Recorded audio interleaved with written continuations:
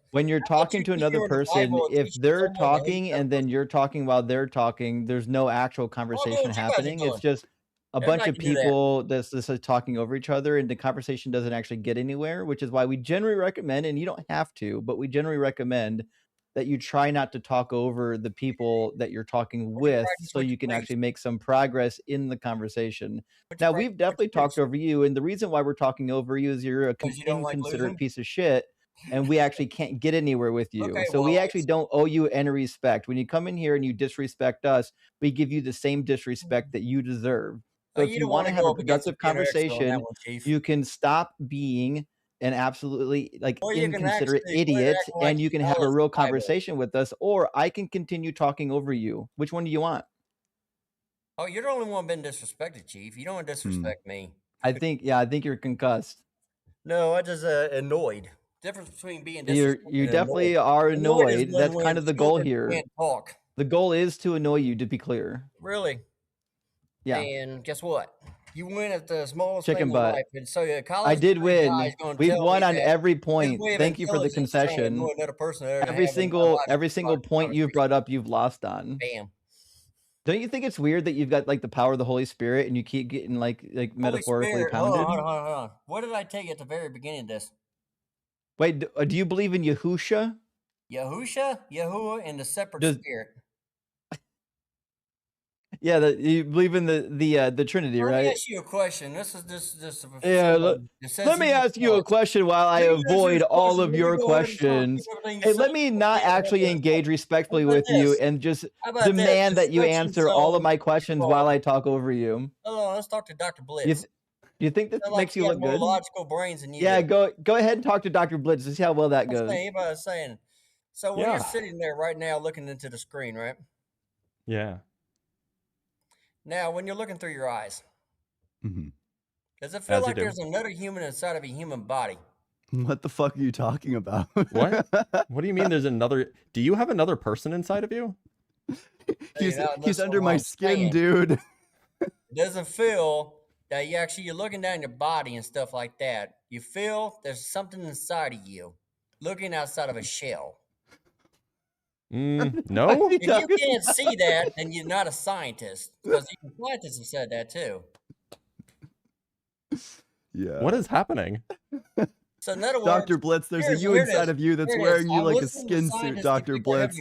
When you look outside of your eyes, doesn't it look like you're a person? Doesn't it feel like there's like an infinite regress of people looking through each other's eyes? You know, there's like a person inside of you looking through your eyes, and then there's a person inside of that looking through their eyes, and so on and so forth. And who's the unlooked looker, Dr. Blitz, if not God? How about a spirit?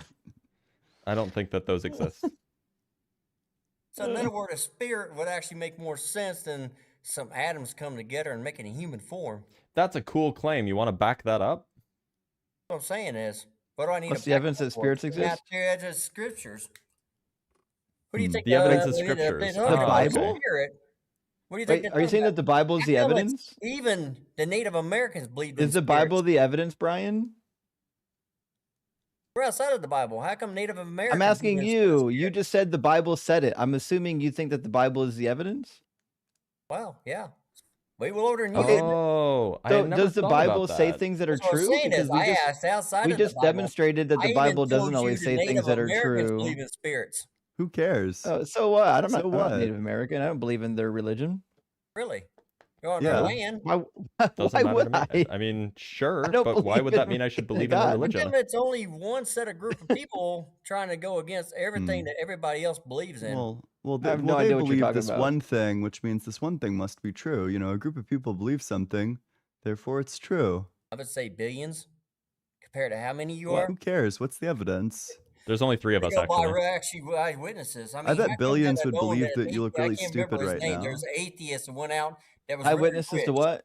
And he said he was going to travel the world to prove we had Eyewitnesses to what? Brian, nobody cares about the fake atheists you're referring to. Just stop pontificating and actually answer some questions. We story time with Grandpa. Somebody needs to come tuck this guy into bed. He's had way too much cough syrup. That's what I'm saying is, you guys still have not proven he's not real. Okay, cool. How would you know? You never stopped talking. That's what I'm saying. Prove it. Right now, you get the if you actually had a conversation, we can get somewhere with you. It seems like you're not capable of conversing. I'm telling you, you got the microphone right now. Tell me how. Yeah, Brian, shut up for a second. Brian, shut up for a second, or I'll have to mute you. There you go, So Chief, do you? Yeah, so Brian, do you think that everything that Jesus believed is Don't true? ask me a question. Tell me. Yeah. Jesus. Brian, do you think that everything that Jesus believed is true? Who's that? Yeah, he must be trolling. I Yeshua, can't believe whatever the that fuck you fucking call him. trolled. Yahusha? Do you think that Yahushua. everything that he believed is true? Oh, Yahusha is very much truth. Do you Everything believe that he the believed. Trinity is real? Brian, answer my question. Do you believe that? Do you think that everything that he believed is true? Yes. Okay. Did he Why believe did he that come? Why can you stop asking questions, Brian? Do you think that he believed that there was once a global flood? A global flood? You talking about where he actually flooded the entire earth and destroyed it? Yeah. Because Do you of what think that people are there? doing? Do you think that he Yes, there's believed proof that of there was it. once a global flood? Yes, there's proof of it. Okay. Now, how did so that means that it must be true if he's indeed God. So, how did the kangaroos get to Australia? Because the lands were all together before Oh, they were split they? it. I mean, the evidence says otherwise. The evidence No. says that continents move at around 1 meter Look at or 1 Utah. centimeter per year. Utah is a really good representation of it. Kangaroos aren't in Grand Utah. Canyon. Grand Canyon's Wait, not in Utah. you don't know about the kangaroos in But you Utah? believe the earth is round? Oh, Lord. No, we're Because there's flat scientists earthers. proving that the math don't even make sense, but you guys are saying you guys know it all. I'm actually What's the a math? I concave asked you a question Earth. you don't want to hit. When you want to explain to What's me by my what's Heavenly the math? Father, you got to know the scriptures yourself. What's the Why did our math? Heavenly Father come? What's the In math? your theory, why did our Heavenly Father come, Yahusha? He didn't. He's fake. What's the math? What I'm saying is, why did he usually He come? doesn't If you want exist. to go by your What's the theory, math? go We to want to know the Bible, formula. instruction. Actually, in fact, both Dr. Blitz and Ian are very good at math. Really? So if you got a mathematical formula, they can walk through it with you. Yeah, in Really? fact, Dr. Blitz is not only good at it, but he also loves hearing No, I didn't crackpot ask Dr. mathematical I didn't ask I formulas. Dr. do. Blitz. I If asked you have Dr. anything additional, you should email him. His Why email did- is on his What I'm website. saying No, don't is, do that. why did Yahusha come? Well, I'm didn't. pretty Good sure. question. Why? Wasn't No, this is what this Yeah, he Look, did. Definitely did. look, I'm pretty sure Mary Well, let's Magdalene. say It was that. Mary Why did the Magdalene book that say that explains why Yahusha Yahusha came. Yeah, why did he come? I know what the It book was says, Mary remember? Magdalene's fault. Well, you don't believe that Definitely Mary Magdalene. Yeshua came? I You don't asked believe you, Mary why him? was did so good, he Yahusha came come? all over the clouds. I was saying is, why did he come though? He was in heaven. What I'm saying, why did he come down to the 7 earth? minutes at least. By the scriptures, why did he come down to the earth if you read it so badly? Well, again, we don't believe the scriptures are What true. I'm saying, I don't care if you don't believe it's true or not. Why did he Wait, come? how about you just go ahead and prove that it's true? What I'm saying is, why did he come? If you're going to We argue, a don't. point with didn't. We don't somebody actually who's care if he claiming came. this, If he came or not. We want to know whether or not the what God I'm of the saying Bible is, is real. why did he? What was his purpose of coming? I'm He willing to bet didn't. money. I'm willing to bet money that this caller can't even name the first 5 books of the Bible. Man. No, I bet he probably could. You think? Yeah, Brian? what I'm saying is that you're still trying to avoid the question. Brian, can you name the first 5 Oh, books of the fuck, I Bible? was wrong. I'm He asking you a can't. question. He, Answer it. he, By no, you he saying can't that do it. the destruction zone, you came out on actually a podcast the other day bragging about how you I just- read so many I just want to be and you read clear. the You Bible, and I can asked or you a you question, can't you can't even answer it. name Even the if you first believe 5 or books don't of the believe it, Bible. answer the You question. can or you can or you can't.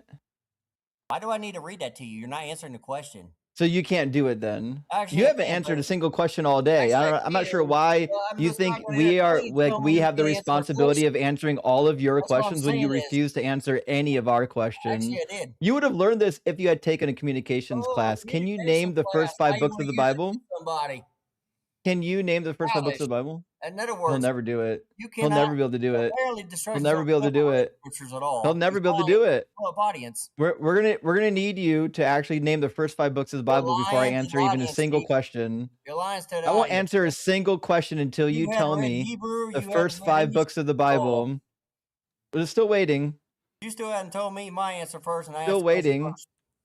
Still waiting. Well, until you answer the question, you ain't getting no question to answer, Chief. Well, it sounds like you're not gonna Grow get up. an answer either then. Well, wait, we already answered it. Wait, No, to you be did clear, not we've already answer it. answered your You said, question. He unbelief. didn't. Yeah, that is The answer is true. that he First. didn't. I Sorry. asked you Yeah. for a non-believer. Sorry, yeah. The answer is he didn't in real You life. said read the book. You said you read the book. You go by your words. Oh, Chief. I've We're going by read the your book. We're words waiting for alone. you to demonstrate We're that not you've going by even Dr. opened the Blitz or allegedly. We're waiting for going you to by your demonstrate that words you've alone on even your own opened the podcast. book. You You said haven't you even read opened the book. You scripture. can't even name the first 5 books of the Bible. You don't even but I'm know. This dude is talking so You don't even mad. know what's in it, much less have read Like it. I said, Brian, you're like you having a still He's really meltdown. mad. Like seriously, I calm know. You down. didn't even answer the question, Chief. He's Like so the upset. nuclear rod is Well, getting the to like zone a has not critical read the Bible. temperature, and the whole plant's about to come So down. the Yeah. zone has not read the Bible at all. Yeah, seriously. Did you Holy say shit. Yes, protozone? What did you just say? famously, Deconstruction Zone has never read the Bible. Definitely, that's the know. person Yeah. who's not Because read the they Bible Yeah. on lied this on his panel. podcast the I'm other the day. I'm the I guy asked that you you a want to accuse of question. having not read the Even if Bible you when you believe can't or name don't the first believe, you 5 should books of be the able to answer Bible. it. That's crazy. If you read the It's a scriptures, really easy question. if I you don't know read why you this, can't It's a really answer easy it. Well, no, it's a question. question of his own. If you read scriptures, you say you did so clearly. We're Even still if you waiting, so- Brian, believe for or you to don't answer believe, the question. hey, I already fellas. told you Brian, we're have you not read answering any scripture? more don't of yours. believe, you should Fellas, still We're be fellas, not able to we're not fellas, answering a shut up. single one of your questions until Fellas, you name the first 5 maybe, books of the Bible. because in other words, this fellas, is Brian, being this a includes control you. freak. You're a fella too. Fellas, Brian was actually answered one of my questions, so I'll ask Brian, what are the first 5 books of the Bible? What does that have to do with my question, though? He's not He'll going to never answer. answer. He's never going to answer. He doesn't know. Brian, just one question is to show good faith. Just answer one question. Go ahead. No, you. What are the first 5 books of the Bible? I can hear pages turning. He's looking right now. Let's go back here. I heard him So flip I and do answer it. your question. You gonna answer Do my it. question? Yep, already said so. Do it. Alrighty, you promise? Promise. Yeah, do it. Genesis, Exodus, Leviticus, Numbers, Deuteronomy, Joshua, Judge, Ruth, First Samuel. He's reading the contents of his Bible. So- I knew it. I so- heard the pages That's right, I mean, flipping, yours- and now yours he's is reading before you through answer it, my and he question. can't even say Leviticus correctly. The other part is that he clearly Answer can't the count question because we now, asked for Chief. the first 5. But don't Yeah. care. You got it Yeah, he going can't on. So in count. other words, answer my question now. Mathematically disinclined. Yeah. What's your question there, guy? For the construction zone guy, the one who's The supposed to you mean deconstruction zone? Although during this conversation, it's going to be destruction zone because you've been So- nothing but destroyed. DZ. So a question for you today is, even if you believe, we're going to correct this at the very beginning so you can't do any runarounds. Even if you believe or not believe, just going by what Scripture says by itself, why did our Heavenly Father, Yahusha, come down? He didn't. The Bible doesn't say that he did. The only time he Actually comes didn't. down is in Genesis 18 through 19 and in Genesis chapter 11 with the Tower of Funny, Babel. 'cause there's Matthew. There's nothing in the New Testament that says that the Heavenly Father came down. Show me the verse. I'd Really? love to see it. Yeah, show it to me. So you're telling me Yahusha didn't come? Show me the Bible verse where it says that Yahweh came down. Yahweh? Who's Yahweh? You said the Heavenly Father. That's Yahweh. Yahuwah. Yeah, that's what you said. Yahweh translated down does not speak breath of life. No, Yahweh doesn't go anywhere near Yahuwah. You don't know Hebrew. Stop pretending. That is not even Paleo-Hebrew, and Paleo is the very first language. You so don't what are know talking any about? form of Hebrew, and Yes, you Yahuwah do. is It's not far more a than what name you in know. Paleo Hebrew Let's go, or in Matthew. I mean, what are you or in Aramaic script Hebrew. And the reason why is because the third letter of the name Yahweh didn't even exist in that form, right? In order for the Shuric biblical Hebrew, which means in the area of Paleo Hebrew, it didn't even exist. The form Yahuwah would not have existed at all as a linguistic form until we get closer to the 6th century. In the 6th century, we see the development of the Shuric within the Hebrew language. You would know this if you weren't a complete buffoon. Yeah, you don't know what you're talking about. But anyways. Yeah, I'm sure. What's a Shuric? Do you even know what that is? Oh, What's he's a gone. Shuric? He's gone. Oh, there. It's been long enough. It's been long enough. You know, That's a good one. I took my executive action as today's host. It's been It was long probably enough. necessary. Yeah. It was necessary in all possible worlds, even. Indeed it was. So we have some super chats to go through, and then we'll bring on our next guest, who is VA. From Game Master Flash with the $10, I always want to rebut Phil Bros by asking if they really think a god that wants us to worship him needs us to become philosophical pretzels to understand that he even exists. What an idiot, God, if so. Yeah. Yeah. I mean, like, it seems like if the god exists, then it seems like that God should be able to adequately explain to us what that God is and why we should believe in it in a way that we can understand. Yeah. So it just seems like this God is a bad communicator. Yeah, it's hard for me to believe that this is like the optimal amount of evidence that will save the most number of people, or that this is like the optimal human form for us to come to the conclusion that God exists or be able to grasp the fact that God exists. Like, it just seems like there's like a lot more like a lot of things that you'd be doing differently. From Catholic Thinker, always good to see you with the $2. Guest shows the need to translate Thomas. I try. Well, that was with regard to the Thomist fella. Well, good luck, I guess. Good luck translating Thomas. From Thistle Honeybee with the $5. New rule, if we must endure Philbro nonsense, Blitz has to take his hair down. Well, the rule is generally, if we get to 100k likes on the TikTok live stream, then I'll take the hair down. But until then, sorry. And from Ekipo with the €6, contingent necessity of universal Kantian universals. Can I eat that shrimp or what? I guess you can. You can have the shrimp.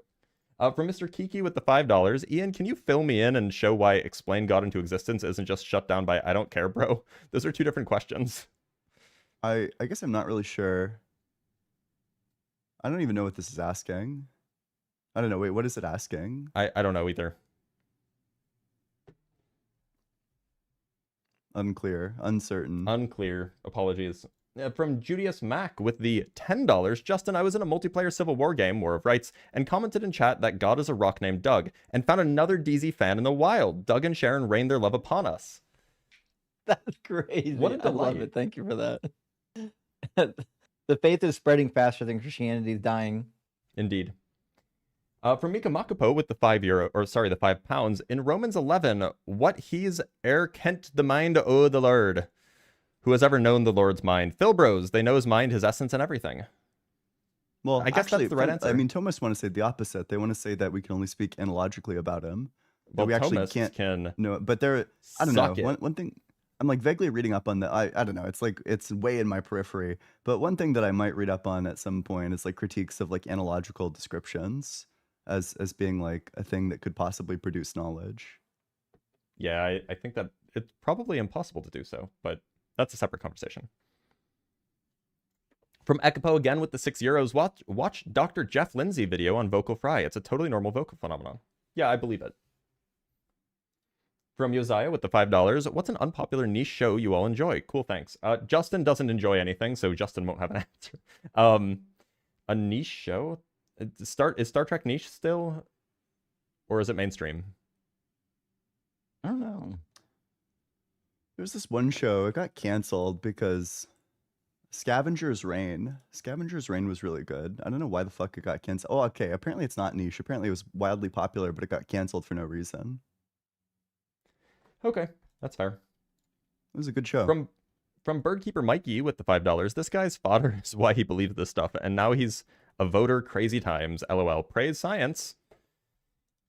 Indeed, hail upon the science. The scientism is the best. From Bacon and Bush with the $5, how do you know X? You can't explain every damn thing. Okay, thanks.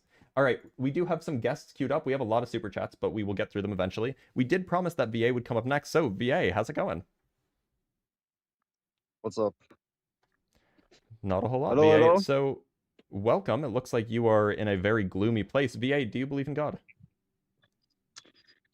My faith journey is a difficult one.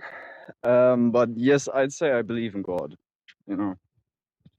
Now, what I'd would say you say so. is the best reason you could give us for why we should think that God is real? The existence of the supernatural, first of all. Second of all, the supernatural taking a somewhat positive form in Jesus' life in the case of miracles and such. And I mean, of course, Jesus, if you take him as being God, died on the cross. So Why would we think that's that why I Jesus would say did miracles? well, there's many eyewitness accounts of it. So There's of there's course it's eyewitness 2000. accounts of Titus Vespasian doing miracles. Yeah, I know. There's many accounts of such. I'm not necessarily saying it's proof, but it's evidence. Well, do you In the believe that sense Titus of, Vespasian was doing miracles? I don't know the story of Titus Vespasian, I can read it but for you. sure. Okay, so in Tacitus and Suetonius, we get a really interesting story about Vespasian doing healing miracles. He heals a blind man by the power of Serapis, and he also heals a person with a lame leg. And the story goes roughly like this. I'm going to read it from the shorter version in the Life of the 12 Caesars. It says, a poor man who was blind and another who was lame came both together before him, and he was seated on the tribunal, imploring him to heal them, and saying that they were admonished in a dream by the god Serapis to seek his aid, who assured them that he would restore sight to the one by anointing his eyes with spittle, and give strength to the leg of the other, if he vouchsafed but to touch it with his heel. At first, Vespasian could scarcely believe that the thing would succeed. Therefore, he hesitated on the venture, but then made the experiment. At length, however, by the advice of his friends, he made the attempt publicly in the presence of the assembled multitudes, and it was crowned a success in both cases. Okay. So first of So, all, I'd then like praise to ask, when Vespasian. was this text? Is Vespasian a historical character that is like for sure to have lived like Jesus? Yeah, he was literally one of the 12 Caesars. He was the one that invaded Jerusalem in 68 and 70. Okay. And was that text written of him doing miracles? The text was written like contemporaneous to his life. It was written by Tacitus and Suetonius, but it wasn't written like as he was doing it. But that's kind of a silly question because neither was anything about Jesus. No, what I meant is like, for example, the life of Buddha, right? We don't have documents of the life of Buddha We're in not talking close about Buddha. We're talking about proximity to his. Vespasian. We're talking about Vespasian, buddy. I know, but maybe you can let me finish and not interrupt me, and I can show you why I was just talking about Buddha for a second. Sure, go So for it. I was talking about Buddha because the first texts that we have of Buddha, right, of his life, are 300, 400 years after his life. And so there's a lot of time between when those texts were written and between his life. So there's a lot of space for misconception, so to say, for folk tales, hearsay to develop, you know. So first of all, that's why I mean, the argument that I just put up that you should I believe didn't Jesus. hear an argument. So the Life of the 12 Caesars are written approximately 120 CE.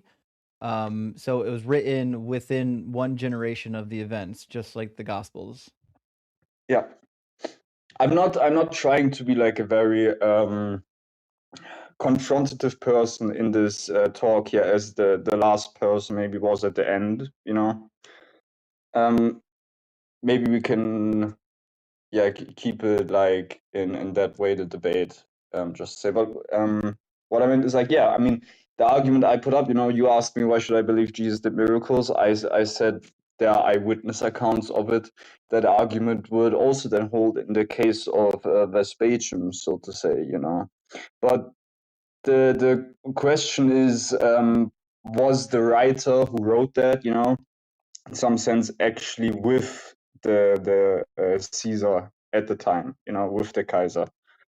Well, it's not actually clear whether or not the author was physically there, but it's also certainly clear that the authors of the Gospels weren't there either. Is that for sure? I think that is an undebated thing. I No, I wouldn't don't think say. it's debatable. By what would you say it's not debatable? Because even if Mark wrote Mark, which is the earliest gospel, Mark is just the cousin of Barnabas, according to Colossians chapter 4, and he was writing after Paul's ministry was already over, which means 70 something CE. which means Mark was not a disciple of anything and wasn't even alive when Jesus was alive, most likely. Maybe he was a baby.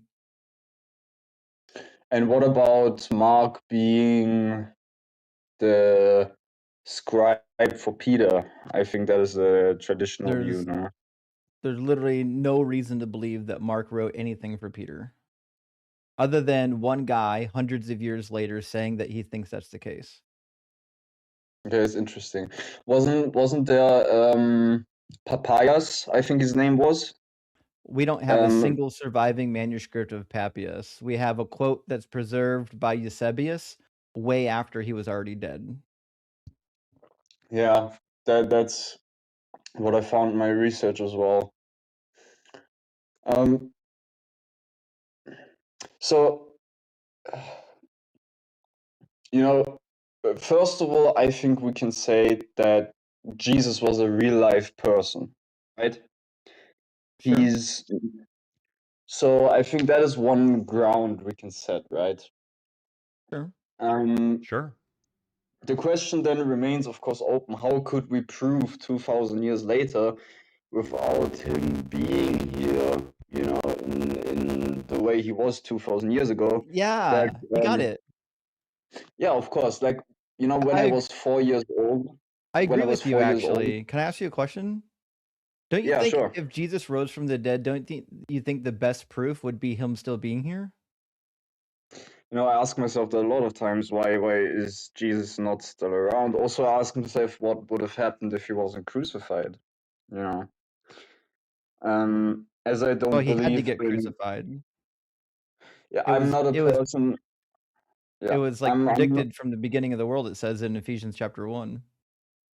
Yeah, I'm not a person that believes in penal substitution or atonement altogether, really.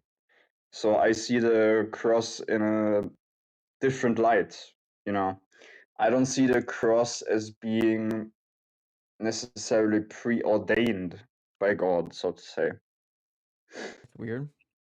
Okay, well, do you just not think Paul's credible? I wouldn't say Paul is not credible in every single thing. You know, Paul, for example, wrote that Jesus was crucified, which is a historical fact, you know. I think that Paul is not an infallible person. I'm not a believer in that every part of scripture is God breathed. You know, for example, when Paul wrote that it's an abomination to God if a woman prays without having heard, or when he wrote, I do not permit a woman to teach or to have authority over man. And then he quoted this in the story of Adam and Eve, that women are tainted by the lineage, so to say. He wrote, because Adam did not sin but Eve, and it was not Adam that was deceived but Eve. Yeah, we know the verse, my friend. That's Yeah. 1 Timothy chapter 2, the end of the chapter. Yeah. Okay, so it sounds like we're in agreement on quite a few stuff. The Bible is not reliable, and we have similar stuff that Jesus Jesus did miracles. We have similar people doing miracles. Jesus rose from the dead. We have similar people that rose from the dead, like even Ramses II, Calero, Asclepius did, Aristeas did. There's a bunch of dying and rising people. It just seems like the claims made about Jesus are rather mundane when we compare them to the other claims made from like the other religions at the same time period. I mean, even like all things I considered, think- even Moses did, you know, parted the Red Sea. That's more impressive than raising a single guy from the dead, in my view. Hell yeah. You think so? Yeah. I think raising from the dead is much more impressive. I mean, like, raising from the dead is something that we can, you know, in some sense, we do it now. People have their hearts stop all the time, and then we bring them back minutes later. We are nowhere near being able to part the Red Sea. I mean, we built the Suez Canal. We That parted didn't the part the Red land. Sea. Parting the The land Red is Sea easy. was the Red Sea was parted using wind.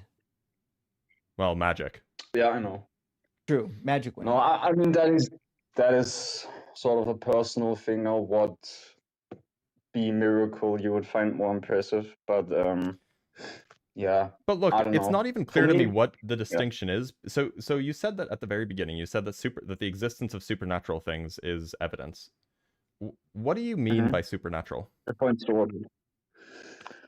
So,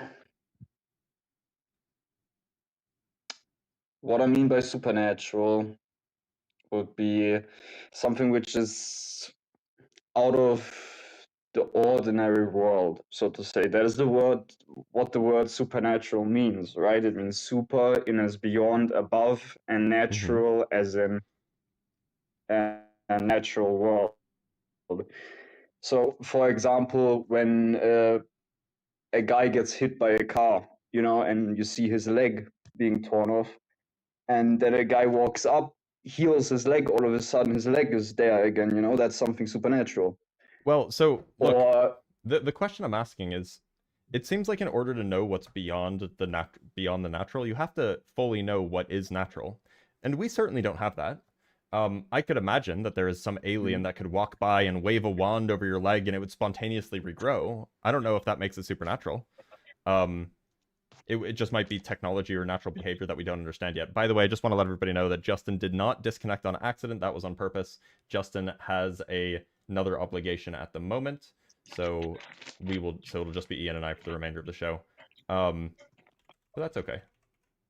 Ian and I are good old pals. So the question is if we don't know what constitutes the entirety of the natural, how can we know what the supernatural is? I agree. In a scientific sense, it's hard to say, you know. But So it seems if like if we you can't even deem define this, how can we say it exists? not necessarily, if you deem the supernatural, right, as something mystical in some sense, if you get what I mean, right? Then it can be hard, right? Because we don't know what the mystical really is, neither do we know what the natural really is. But if we just say in an ordinary day, you know, a person's leg doesn't all of a sudden just get healed back, you know. In an ordinary day, I don't know. And I think you'd be pressed to Yeah, find me examples of this happening, by the way.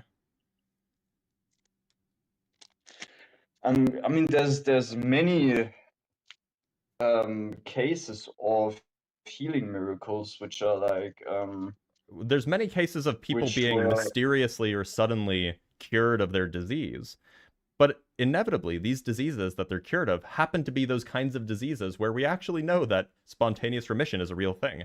I would love to see compelling evidence that somebody had their legs spontaneously grow back. Mm-hmm. Well, I suppose there is accounts of that from the like 14th, 15th century, but I view those in a bit of a more skeptical light as well. As you should. Yeah, I mean, in our modern day, right, these events still happen. You know, the Catholic Church, for example, has a big department probably to verify miracles. You know, it's not like you go to the Catholic Church, say. The Catholic Church is famously an institution that is invested in showing that miracles are real. They're not a particularly objective or non-biased organization. True, I would agree, but the medical professionals that they, employ might be.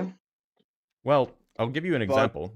So there is a for the Catholics anyway, there is a Eucharistic miracle, where allegedly, and I think it was in South America. I want to say it was South America. I don't remember where. I can pull it up really quick if you're interested. There you go. Yeah. So it was Argentina. Allegedly, the Eucharist, the Eucharistic cracker became heart tissue, allegedly, and then they sent it to a cardiologist or a medical examiner. I don't actually know if he was a cardiologist, to test to see if it actually was. The trouble is that guy was known for having previously written about Eucharistic or about transubstantiation, right? Like he was not some unbiased random cardiologist. He was a Catholic cardiologist, if I remember correctly, who already believed that this was a thing that was possible. So, I mean, that would just be an example of them not sending it to a particularly unbiased scientist. I feel like if I were the Catholic Church, I would want to send these like far and wide. Like I would want to simply find, you know, but instead they only send it to Catholics.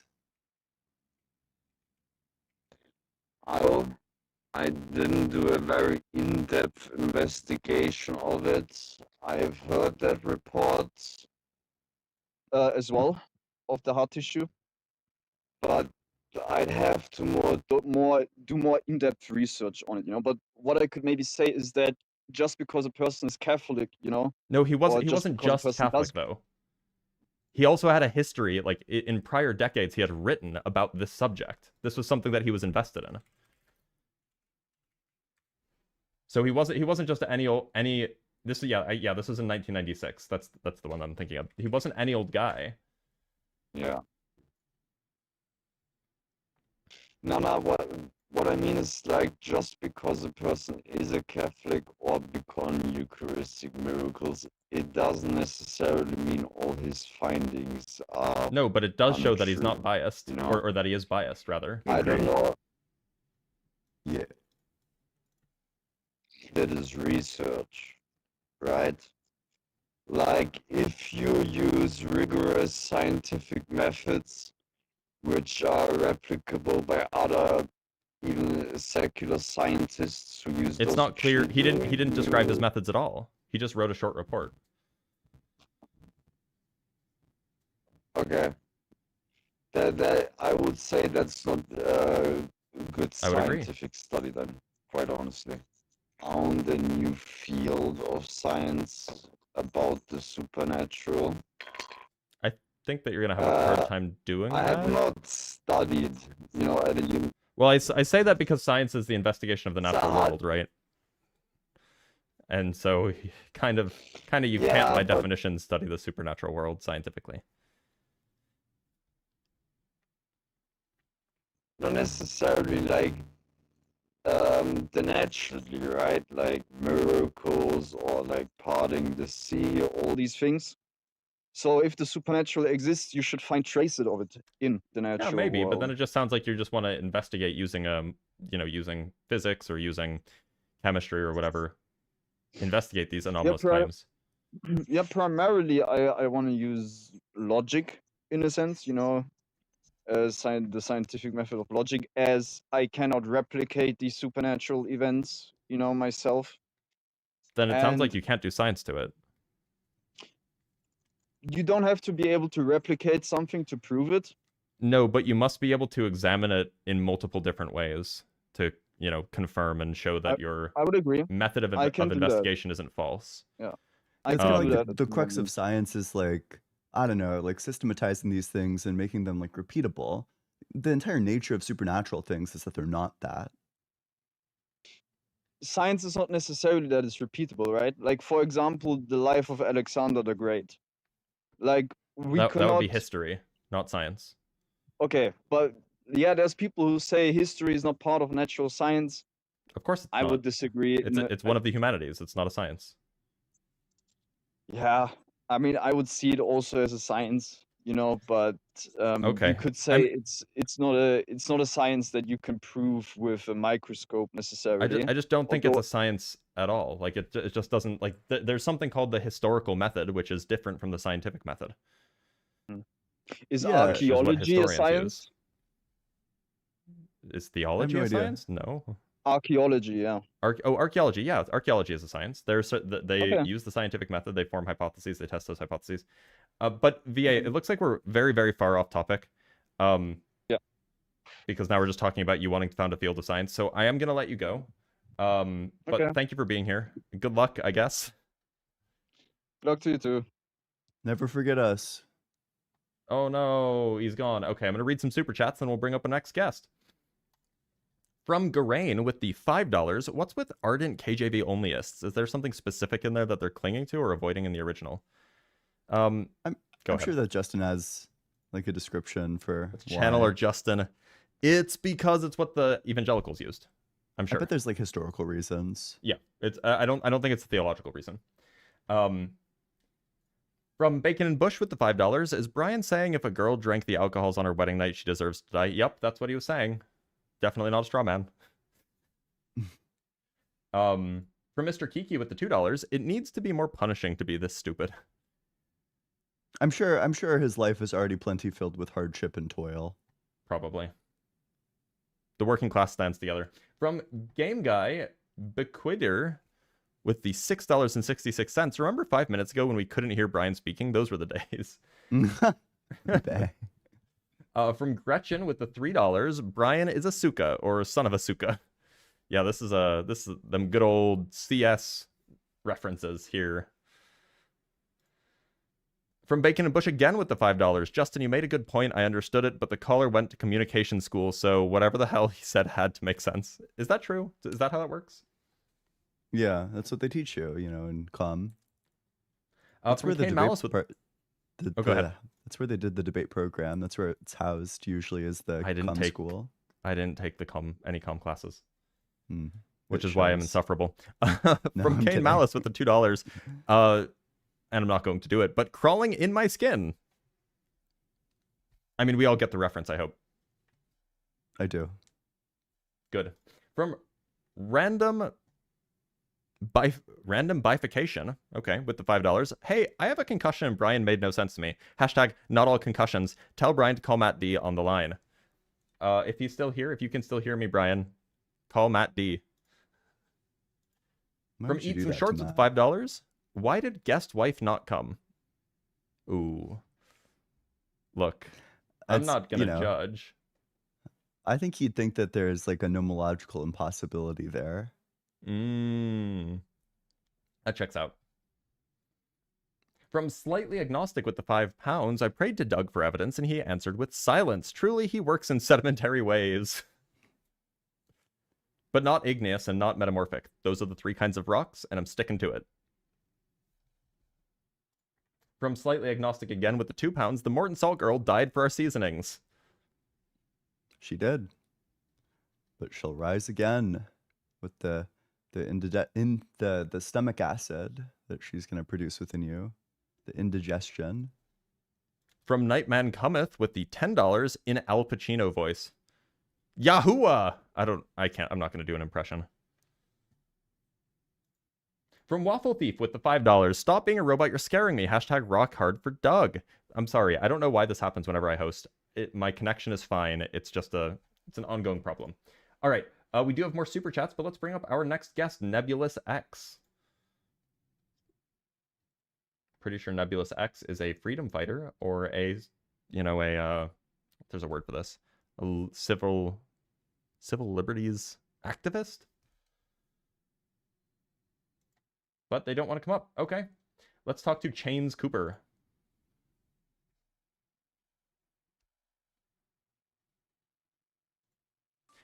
Chains Cooper, how's it going? Hey, how you doing? Doing all right, Chains. Chains, do you believe in God? Yes. And which one would that be? Are you Shinto by chance?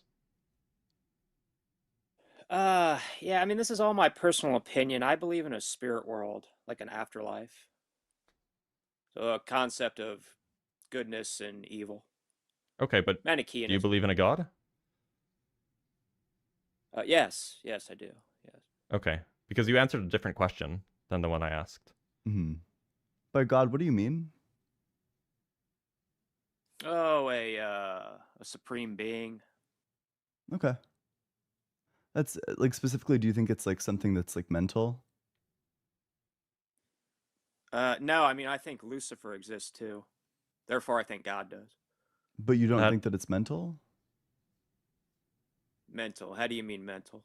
Yeah, like do you think God is like personal in some sense, like an agent who in some sense maybe like as an analogy you might say that he has like hopes and desires and he intentionally takes actions to do things.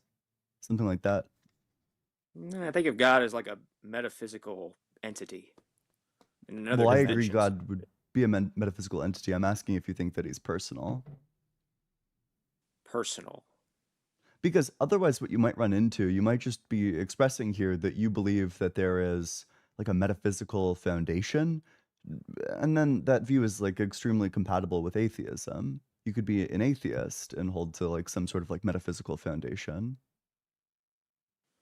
Well, I mean, I guess I could maybe it would be helpful to tell you how I came to believe these things. I mean, like Albert Pike was a high level. He wrote Morals and Dogma. Are you familiar with that? Morals and what? Dogma. Yeah, he was a Confederate general, a high level Freemason, and he a Luciferian.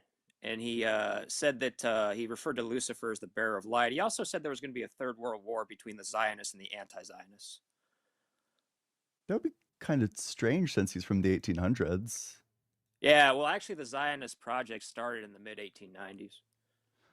Sure, but that would be like right at the end of his life, so that would be a bit surprising, but sure. Well, I mean, this is Why didn't you answer the question about whether or not God has this metaphysical entity has some kind of mental states? Sounded like you really didn't want to answer that. Like thinking? Is that what you mean? Perhaps not thinking in the sense that we do, but maybe by analogy has a will. Yeah. I believe it's more of a the founding fathers, like Jefferson and John Locke, they thought of God as more of a like deism, where God wasn't really In deism, involved. the God has a will. Yeah. The way I always thought of deism was more like God is like a watchmaker that doesn't intervene. Yes, watchmakers have wills. Yeah. But more as an observer rather than a participant. Observers have okay, wills but you as do well. think God is like mental states, like observation. Yeah, sure. I mean, that's okay. That's totally fine then. Yeah. What makes you think God exists? Well, it's like I was trying to explain to you that Albert Pike was one person that Luciferians convinced me. Albert Pike is one, and I would talk to you about Michael Aquino too. Wait, sorry. Okay. Just like saying the names of people isn't really evidence. Well, I'll tell you what they do. How do we get from, Albert Pike to therefore God exists? Well, because well, let me ask you, if Lucifer is real, do you think God would be real? No, it doesn't follow. Oh. That doesn't follow. God damn it, well, Dr. okay, Blitz. wait. Ian's It saying doesn't. yes, Blitz is saying. Go ahead. For example, I mean, Lucifer could just be like a really powerful alien. Lucifer is not supposed to be all powerful, right? Lucifer is not all knowing. Lucifer could be like an alien that comes to fuck with us. I take Lucifer to be something like a fallen angel. Oh, okay. So, I don't know how this fella is using the term. Well, no, Dr. Blitz, it actually is possible that that the spirit world is alien in origin. That's a possibility. That seems not like a possibility. Aliens are natural, spirits are supernatural. Yeah, but if aliens had some type of advanced technology for something else that's beyond our comprehension, I'm not saying it's true. I'm just saying it would be natural still. Well, okay. Let me try this. Like, do you know who like Michael Aquino is? If you don't, it's okay. I don't care. I just want to know the reason for why I should think a God exists. Wait. Okay. Let's not move past Albert Pike. I don't want to go from place to place to place with no connection made here. Well, they're what both about Luciferian. Albert Pike indicates the existence of God? Like, I understand he may have been a Luciferian. He may have thought that Lucifer exists. Why does him believing something mean that it's true? Well, because it's like I said. I mean, he convinced me because of look. I mean, to have the look at it, what's going. I'm actually a Zionist, okay, but look at what's going on in our time right now. There is a great war between the Zionists and anti-Zionists. Isn't that true? I'm not going to let you pivot to this. Like, obviously, I'm not going to let you pivot. Let's just stick with. I'm trying to pivot. You're like pivoting hard. There was no answer given there. Why does Albert Pike believing something mean that it's true? Well, this is what I'm trying to. It's not a pivot. He he called something that we're seeing today, right? Or do you Great. not think? Could be That's fine. coincidence, but Cooper, that's fine. I believe a lot of true things. Does that mean everything I believe is true? Also, No. if his prediction is that there's a great war, like wars existed at his time. I'm not sure In that fact, that's. you said that he was a Confederate who famously took part in a great war. Yeah, I mean, but I thought it was pretty good knowledge or foresight or something supernatural to say there's going to be 3 world wars, and the third and final one is between the Zionists and the anti-Zionists. Could be coincidence, but I'm just. So to be clear, that's also like not something that we can verify as true, right? The point is that suppose there is a world war that's sparked over Israel Palestine, you know, the destruction that's happening in Palestine right now. Suppose that sparks a world war. It then doesn't follow that there are only 3 world wars. You would have to then look at the entire future of humanity to verify that there are no further world wars. Okay, yeah, no, I don't. I just he said the third one. I don't know if it was the third and final, but I mean, you third. said that he said that there would be 3 world wars. So that makes it sound like there won't be 4 world wars. But anyway, how does this get us to God? Because Nostradamus also made a lot of correct predictions, and he thought that like the world was going to end in 2012 or something, and it didn't.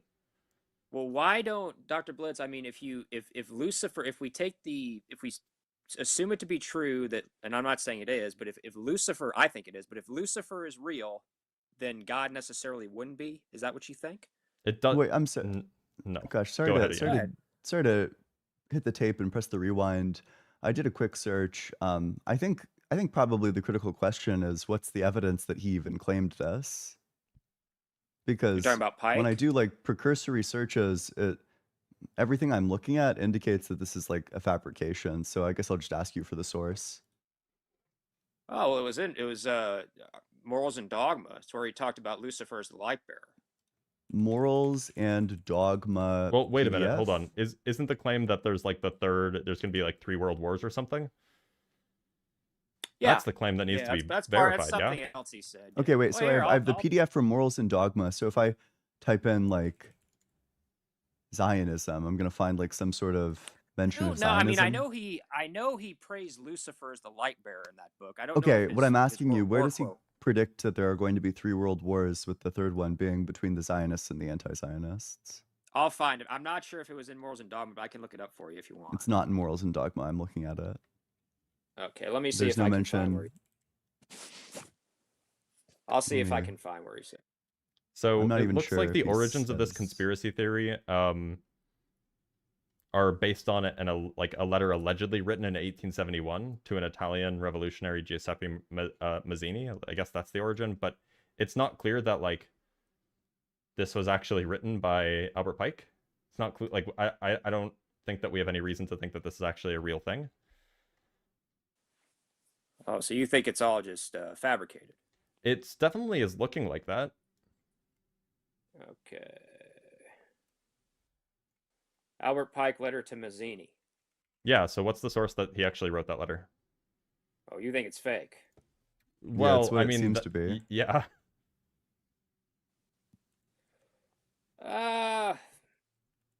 Okay, well, I guess we can spend some time for me searching for that. I guess I could talk to you. Wait, about you the never other checked people. this? Oh no! I mean, I just that was my understanding of it always that he did. I mean, he did write. Why didn't you check it? Well, wait a minute here. He did praise Lucifer in Morals and Dogma. Are we in agree on that? Yeah. I mean, I'm willing to grant that. Like tentatively, yeah. Although, I mean, if I look into it, the one claim that you made that I looked into was apparently false. So I mean, we'll see. Okay, so you're saying this letter he never did, or it's some sort of fraud? Yeah, it seems to be. It seems like there's no evidence that he wrote this letter, basically. Let's see here.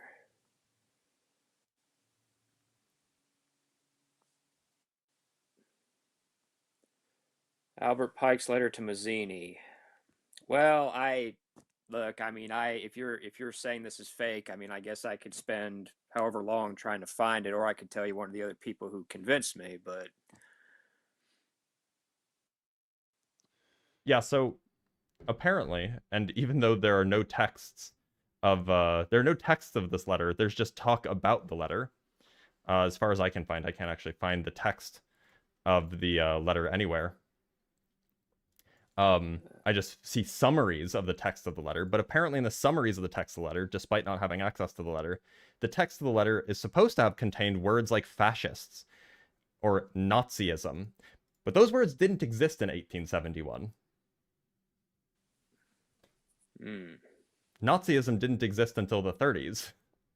Yeah, and so how would fascism it's an didn't exist acronym till Giovanni right? Gentile, who I think is also from the 1900s. Yeah, I mean it's I think that do you spend a lot of time on Facebook there? I'm online a lot, not specifically Facebook, but I have a Facebook account, but because it seems like these I'm just doing some digging and it looks like that the conspiracy theory originates on Facebook. Which, you know, not a particularly reputable source in my view. So Albert Pike. So because Albert Pike's predictions of the future have now completely fallen by the wayside, do you think that God is not real now? No, I still think God is real, and I can talk to you about. Then why did you bring up Albert Pike? If your belief in God existing does not rise or fall on Albert Pike's predictions. Well, he was one of several. That's what I was trying to explain to you. Now, okay, what's the most solid one? Aquino. Okay. Michael what about Aquino? And to be clear, you've looked at the primary texts for this author? Aquino? Yes. Yes. Yeah, he's written several books, one of which was Mind War. And he did another one in 1975, something like And a Fourth Night Coming. Now, who this guy is, he was a high-level military intelligence officer. He was an expert in psychological and asymmetrical warfare. Right, and he was actually buddies with Anton LaVey in the late 60s. But cool. in Why should we? What does this have to do with God? Well, in 1975, he formed the Temple of Set, and Set is the Egyptian term for Satan. So he's a Luciferian essentially. Okay, but why? What do his beliefs have to do with the existence of God? Well, he's one of the people that really convinced me. I mean, I can tell you kind of what he did if you'd like. I mean, in the 1980s, I think it was 1983, he got dressed up into full Yahtzee uniforms with some of his buddies. He's a former Green Beret, actually. And they went over to some castle in Germany and did like a reenactment of a SS ceremony, for one thing. Okay, what does this have to do with God is real? They're Luciferian. They're occultists. No, we understand that. Yeah, he's Luciferian. Why does that mean God is real? Believing something mean that it's true? Well, because if I mean, how are we convinced of anything? I would imagine Dr. Blitz is convinced. Okay, I would imagine that Dr. Blitz is convinced. Now, you might not like the evidence, or you might think the evidence is wrong. There isn't any. Why should I think just because somebody believes something doesn't mean that that thing is true? That's trivial. Otherwise, it would be the case that because, you know, for example, Dr. Blitz believes that God isn't real, then God isn't real. Well, look, I don't know how to if I'm just giving you examples, but this guy is not crazy, okay? He's Well, he's also not alive. He's dead. That's right, in 2019, I think, actually. But to be clear, going to Wewelsburg Castle and then doing a satanic ritual. Wewelsburg Castle, by the way, was used by the SS and Heinrich Himmler. Doing a satanic ritual there sounds like a guy who's crazy. Do you think that the military would have a person who is crazy in such a high-level position? Yeah. Often. You do? Okay. Yeah. Look, he's what with this. Have you read like the fucking like American Sniper shit? That dude is like off his also fucking Pete rocker. Hegseth is currently the head of the U.S. military, or rather second in command in some sense. And Pete Hegseth is definitely a crazy fella. Well, you know, like Winston Churchill, he used to drink like a quart of vodka a day. Yeah, we And shouldn't have probably alcoholics leading bipolar our too. militaries, huh? I agree, Well, Pete Hegseth. well, look, I don't know if you're when I'm talking about asymmetrical warfare, I'm talking about EMF or electromagnetic frequency. It has to do with mind It's not what control. EMF stands for, but okay. It's one of the definitions of it. It's electromotive Electromagnetic force. Well, it's that too, but it's also electromagnetic Also, frequency. that's not what asymmetric warfare is. You know anything about the MK Ultra projects? Pivot. Why should we It's not a believe God pivot. exists? So what we were talking about is Michael Aquino. Why does Michael Uh-huh. Aquino believing something mean that it's true? Why would I think that? So I have the first step. Michael Aquino believes in Satan and he worships Satan. How do I then arrive at the conclusion that Satan actually believes, of which they're mistaken? Why would he bother? Lots of people are mistaken about their religious beliefs or about like metaphysical. Okay, so I mean, I'm assuming that you two are, what would you be, secular humanist, you're atheist, and you believe there's no afterlife, am I right? I don't know if I'd claim the label secular humanist, but yeah, I'm an atheist. Well, you're also on the politically left, aren't you? I am. Yeah. That feels like No, it's a not By the pivot. way, just a quick question, just because I'm curious. Cooper, sorry. Cooper, are you would you say that you subscribe to Ariosophy? I don't know what that is. Okay, just checking. You're good. Continue. Yeah, so I mean, I would just ask you, why would they bother? Why is there all this occult symbolism in Hollywood? All these pyramids and one eye and all this Because it No, I I'm mean, it not drives pivoting from what sales, this to be down. clear. Hmm? It drives sales. People find it interesting, right? Like, obviously you took the bait. It's provocative, gets the people going. So you think they're just trolling? I don't know if that's the right word. Some of them certainly.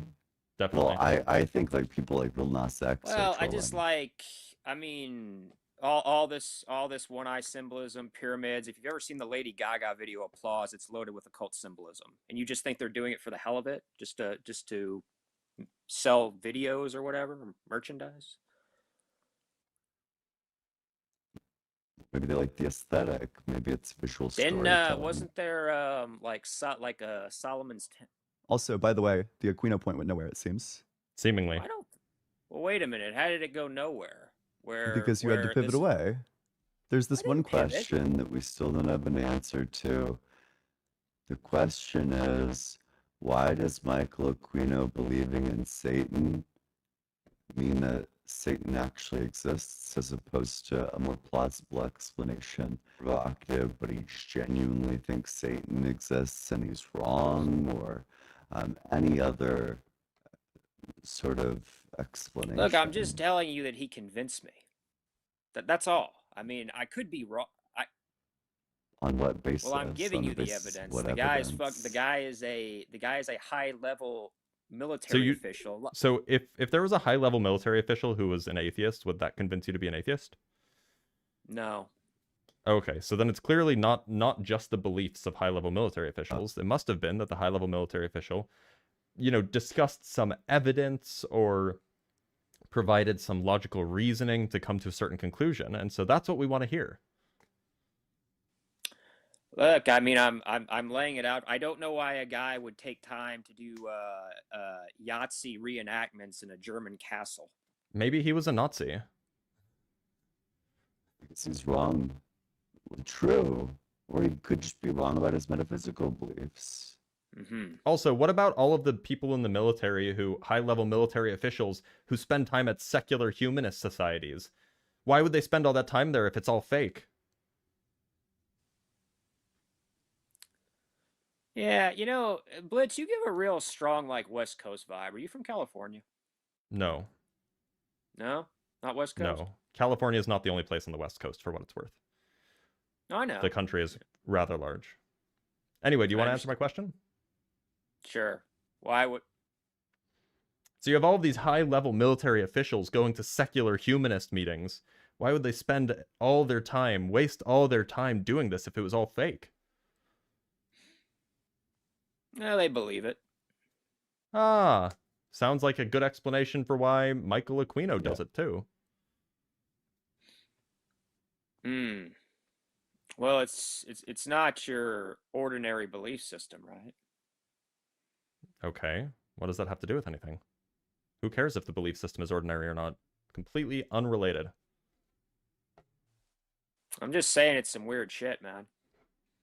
It may very well be. That doesn't mean that it's real. Do you know when I'm talking about MK and Aquino was involved in this kind of stuff? When I'm talking about MK Ultra, this is mind control. Are you not familiar with this? That's cool. What does that have to do with God? Well, I would say some pretty evil things were done during MK Ultra. If you know anything Okay, about cool. it. What does that have to do with God? Well, God would be evil would be the antithesis of God. Oh, well. So you think that evil can only exist? Sorry, I have to turn you up again. You think that evil can only exist if God exists? Yeah, that's right. Why? What's the argument? Otherwise, well, see, here's why. Here's why. Okay, here's why. If you're right, which you might be, like I said, I mean, I could be wrong, but if you're right, then there's really no moral foundation for anything. Everything would be. Oh, well, wait a minute. No, you just stepped into an Ian-sized hole, by the way. Yeah. If there is no basically, if you're right, if there's no creator, if there's no afterlife, then everything is moral relativism. So anything that is right or wrong is just, well, it's just based on what we make up, isn't it? Why does that follow? Well, how does it not follow? Okay, sure. So to be clear, I'll explain it to you, but can you at least recognize that you have no basis to actually make the claim that you just made? That what? That atheism necessitates something like moral relativism. Of course it does. And this is what Nietzsche talked about. What's the argument for that? Well, this is what Nietzsche talked about 150 years ago. Who cares? I don't care. Why is it true? Well, with the loss of Christianity, something fills the void, Ian. And you want to know what it's done for you on the left? It's being woke in queer theory. That's your religion. Are you familiar with Kant and the categorical imperative? Yes, act only on those maxims that are universal and willable. Yes, I am. Okay.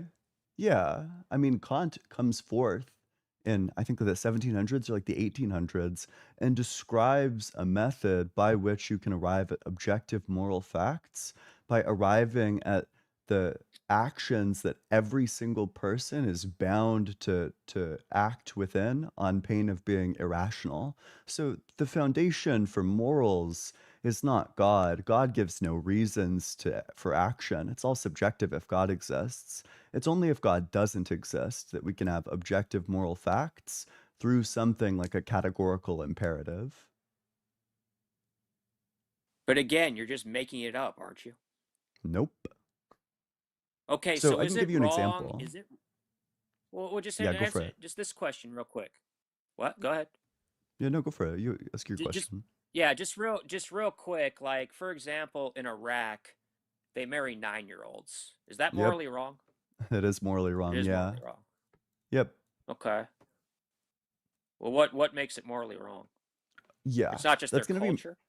Yeah, that's going to be morally wrong in virtue of the fact that you're treating an agent in a specific way, a way that is long-term quite damaging without any consent on their part or without properly valuing their ends. Okay, so look, I actually agree with you that it is morally wrong, but this comes from me having a belief in an afterlife. But you're just saying it's morally, so it's not culture dependent. So there's things cultures that people can do in culture that are still wrong, even though it's part of their culture. Correct. Okay, but aren't you just coming to that conclusion based on your Western worldview? Nope, I'm arriving at that via laws of logic. Well, take me through it. What's the logic of it? Yeah, so I'm an agent. What that means is that I take actions in order to achieve goals. In order to achieve any of my goals, I need my freedom and well-being, which means I need for you to not interfere with my freedom and well-being. So I'm essentially claiming a right to the freedom and well-being to do all of the actions that I wish to pursue, just based on the fact that I'm an agent. But if me being an agent means that I have a right to freedom and well-being, then that means that all agents must likewise have a prima facie right to freedom and well-being. So everyone has a right to freedom and well-being. That's a good starting place for why it would be wrong to have sex with a 9-year-old. You're violating their their autonomy by disregarding their consent, and you're causing like long-term harms to them. Okay, but rights are just based on force, aren't they? Nope. Rights are based on Rights are not. logic. No, well, but people's ability to have rights is based on force, right? Is appealing Nope. to a Everybody government has or a right. Everyone has these No, So rights. wait a minute. Cooper, You're what you're confusing this confusing, for? yeah. Enforcement versus, the essence of a right. Yeah, legal Sure, it might rights be the case versus that moral rights. there you go. But again, the only if somebody comes into my home and tries to inflict harm upon me, I either have to deal with it myself or I have to appeal to some authority, right? That's a pivot. The question is whether or not No, what it's they're not a doing is pivot. What I'm wrong. telling you is The that you field just of made up the. ethics deals with right and wrong. Ethics evaluates whether that action is the right action or the wrong action, and it's the wrong action because that person is violating rights. But again, you're just making up what's right and wrong. Sorry, do you think that the laws of logic are made up? The laws of logic. Because my rights, as I just demonstrated to you, are based on laws of logic. But So I you're just saying that told that's you all you made don't. up. So you think laws of logic are made up? It's all subjective? Your You don't rights think are that there's like an only. objective fact of the matter that like a proposition and its negation can't both be true at once? Your rights are only based on your willingness to enforce them. Sorry, do Which you you think have that to the appeal. laws of Which means you have logic, to. do you Which think means that the laws of logic are made up, or do you think that they're objective, is the question? Okay, so you're asking me if I think that there's like objective reality? Is that what you're asking? Yeah, Or do you think just the laws of logic are objective?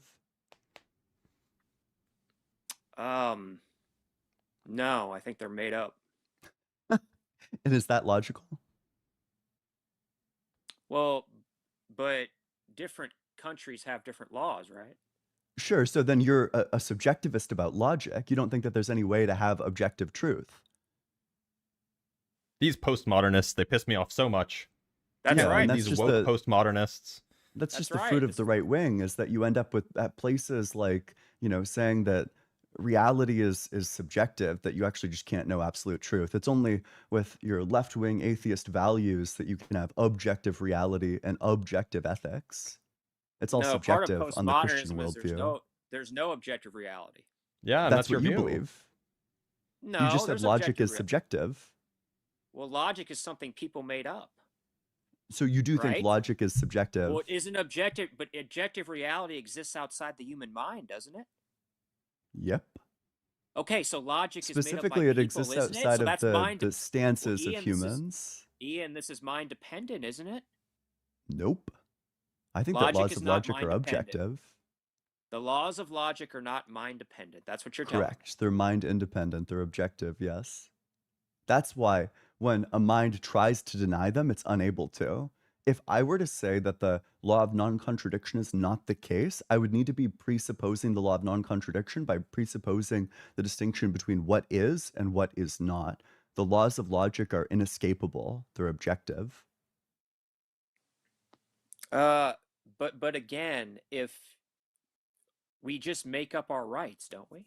Nope. They follow He's by not laws of tracking. logic. Like you make up your ethics on the Christian worldview because it's all subjective, right? You either subjectively, or I'm sorry, I don't know if you said you're Christian. I suppose you're Christian, but No. either. So you don't think that Lucifer corresponds to like the Christian God?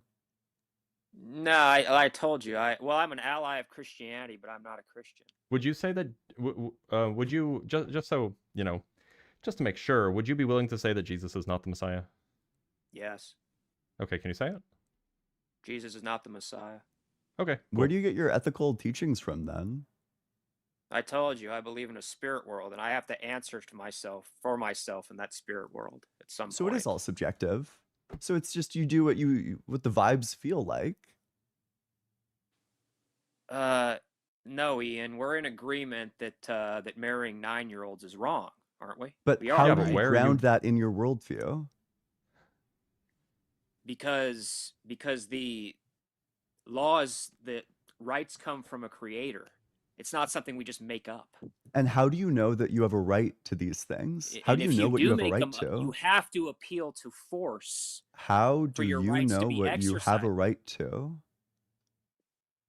I told you, I don't. The fact that I believe in an afterlife and I have to answer to something at that time, I act accordingly. But in What terms of if the the physical, person in the other country thinks that they have a right to rape a 9-year-old? What then? How do you well, determine they who's right do. and who's wrong? Well, They they do. do. So in your view, it is ethical. No. They think they We're have that talking about right. moral And rights. in So that you think, country, it is morally wrong. Let me be very clear. Okay, this is but one of on the your reasons. worldview, why is that morally wrong? How do you ground the wrongness of that? If logic is subjective, how could you possibly ground why that's wrong? Because I told you, because my rights come from a creator. And where do you find out what your rights are? Well, where do I find out what my rights are? I Yeah, told how do you you my find out what your rights are? well, in this What's your reality, moral epistemology? well, it's pretty as simple as do unto others. And how As do you would you treat determine others that as you that's would the like to be correct thing? treat Why others ought I as treat others the way that I want to be treated?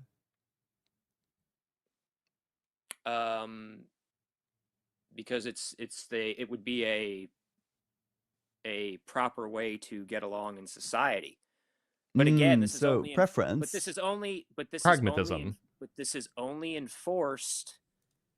Rights are given by force because you have Which to makes Sure, it sound appeal. like so it's subjective. yeah, it's subjective, right?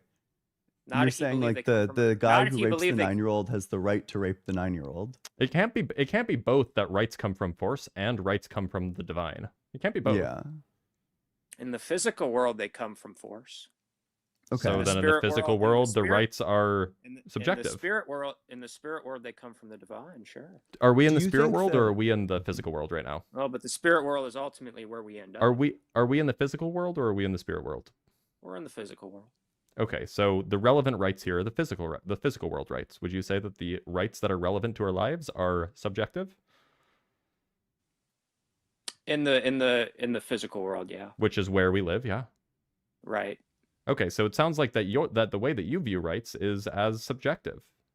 Whereas, No, us leftist, communist atheists that love the gays and the theys, we have objective rights. No, I mean, just my point is, in Iraq, even though I think that's morally wrong to marry a 9-year-old, in their country, they're not doing anything wrong because it's legal. We're in agreement, right? Yeah, But it's I'm still saying that morally that's false, that in fact they are doing something wrong. We can give an account of Well, the I agree moral with you. right that this 9-year-old has to not get raped, but you're saying that it's all subjective. No. I agree with you. It is morally wrong. Do they have does Right? the 9-year-old But have a they moral don't. right to not get raped? But they don't think it is wrong. Is that a yes or a no? Repeat your question. I didn't. Does the 9-year-old have a moral right to not get raped? Yes. Okay. But And they how do you don't arrive have at a. that conclusion? But they don't have because that's wrong to do to a 9-year-old. Sure, so That's it's wrong because it's wrong, so it all bottoms out in circularity. But the point is, in Iraq, they don't think it's wrong. Okay, yeah, That's why and it's I irrelevant. agree with that. When the dumb Why kid do you raises his think hand the and says reason 2 they plus don't? 2 is 5, that's stupid and that person is wrong. Well, the reason I would imagine that they don't think it's wrong is because Muhammad. It doesn't matter why. It doesn't matter why they think it's wrong or why they don't think it's wrong. We're asking you why you think it's wrong. I already told you why I think it's wrong. That's wrong to do to a child. You just said it again. That's not a reason. Yeah, we're asking what grounds that wrongness. Well, it would really psychologically damage the child. Okay, sure. Okay, so utility? And how do you Physically arrive and at the conclusion that psychologically damaging somebody is wrong? Physical and psychological damage. Yeah. Would be wrong. Yeah. So How we're do in you arrive at agreement the on that. conclusion that it's wrong? Because we're not Well, in agreement, because our worldview can in fact establish objectively that it's wrong. But if logic is subjective, as you're claiming it to be in your worldview, there's no objective basis on which to it just establish a said moral law. laws and rights are subjective because rights are based on laws. So in You keep on Iraq, flip-flopping. I'm not flip-flopping. We're talking about Just look, moral rights, not legal rights. This has been clarified to you already. but there are no but there So are you're a no subjectivist. That's fine. well, look, I want to make sure we're talking about the same thing here. That we both agree that marrying a 9-year-old is wrong, right? Mm-hmm. Yep. Yep. But in a Our worldview but can in a account for it. Yours can't, it seems. but in Iraq, they don't believe it is wrong. Yeah, So Yes, that's and irrelevant for why you believe it's wrong. yeah, So if it's okay, but you told me earlier that logic is part of, or is it morals or logic that is part of objective reality? I'd say both. Okay, but again, isn't objective reality something that exists outside the human mind? It's not mind dependent. Correct. Specifically at that set of human stances. Truths that are not dependent on whether or not you affirm or deny them. Well, if rights are something, according to you, that people just make up, They're not. or I you don't That's don't not claim a, that. that's not the view. you don't we don't make them up. Correct. I've Did been you not explaining follow this to the you argument? for the past like 20 minutes. Well, you're just saying something is right or wrong based on your Logic. subjectivity, Logic. aren't you? No. Logic. Okay, so all right, so being a Strongest Andrew Wilson disciple, by the way. Yep. okay, so if you think that even though countries have different laws, things are still morally right and wrong. Yeah, when the Yeah. But dumb aren't you kid just when the dumb kid raises his hand and says 2 + 2 is 5, he's wrong. mm-hmm. Okay. But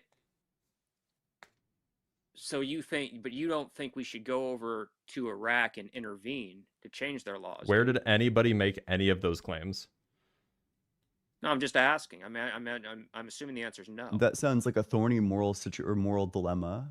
I'm sure that there are reasons to both do that and to not do that. I'd probably side on not doing that because I don't want like American soldiers to go and die. But you know, there certainly are reasons to prevent things like that, and it's Yeah, certainly wrong what Cooper, they're doing. do you think that American soldiers should go over and die in Iraq to try to, resolve this issue? Let's get them back in there, boys.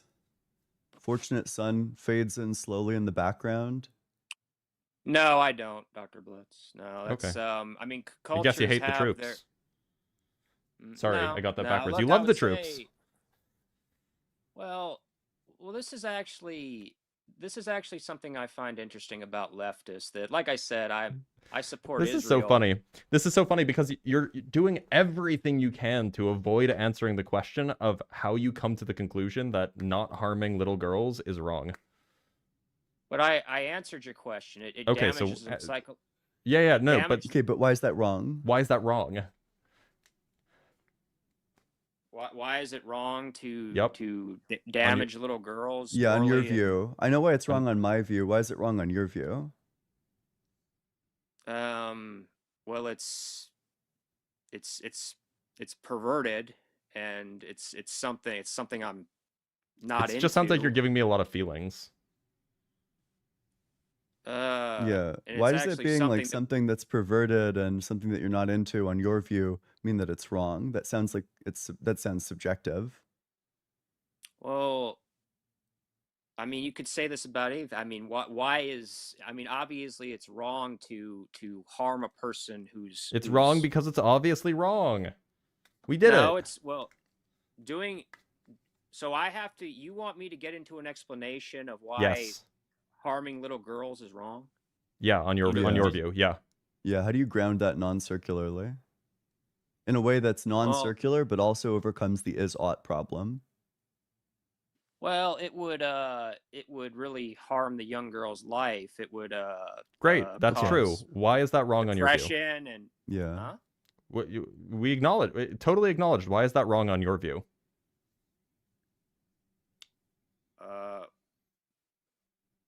Why is it wrong to? Because Yep. it's sick. It's cruel. It's wicked. But why are those things wrong on your view? Well, I don't. I thought I've explained this. I'll keep trying. If you're not You're getting running the into answer. Hume's is-ought problem. You're saying it is these things, but then how do you cross from it is these things to therefore you ought not do it? Well, for one thing, I think it'd send me to hell. Okay, why ought you not go to hell? Because I don't want to.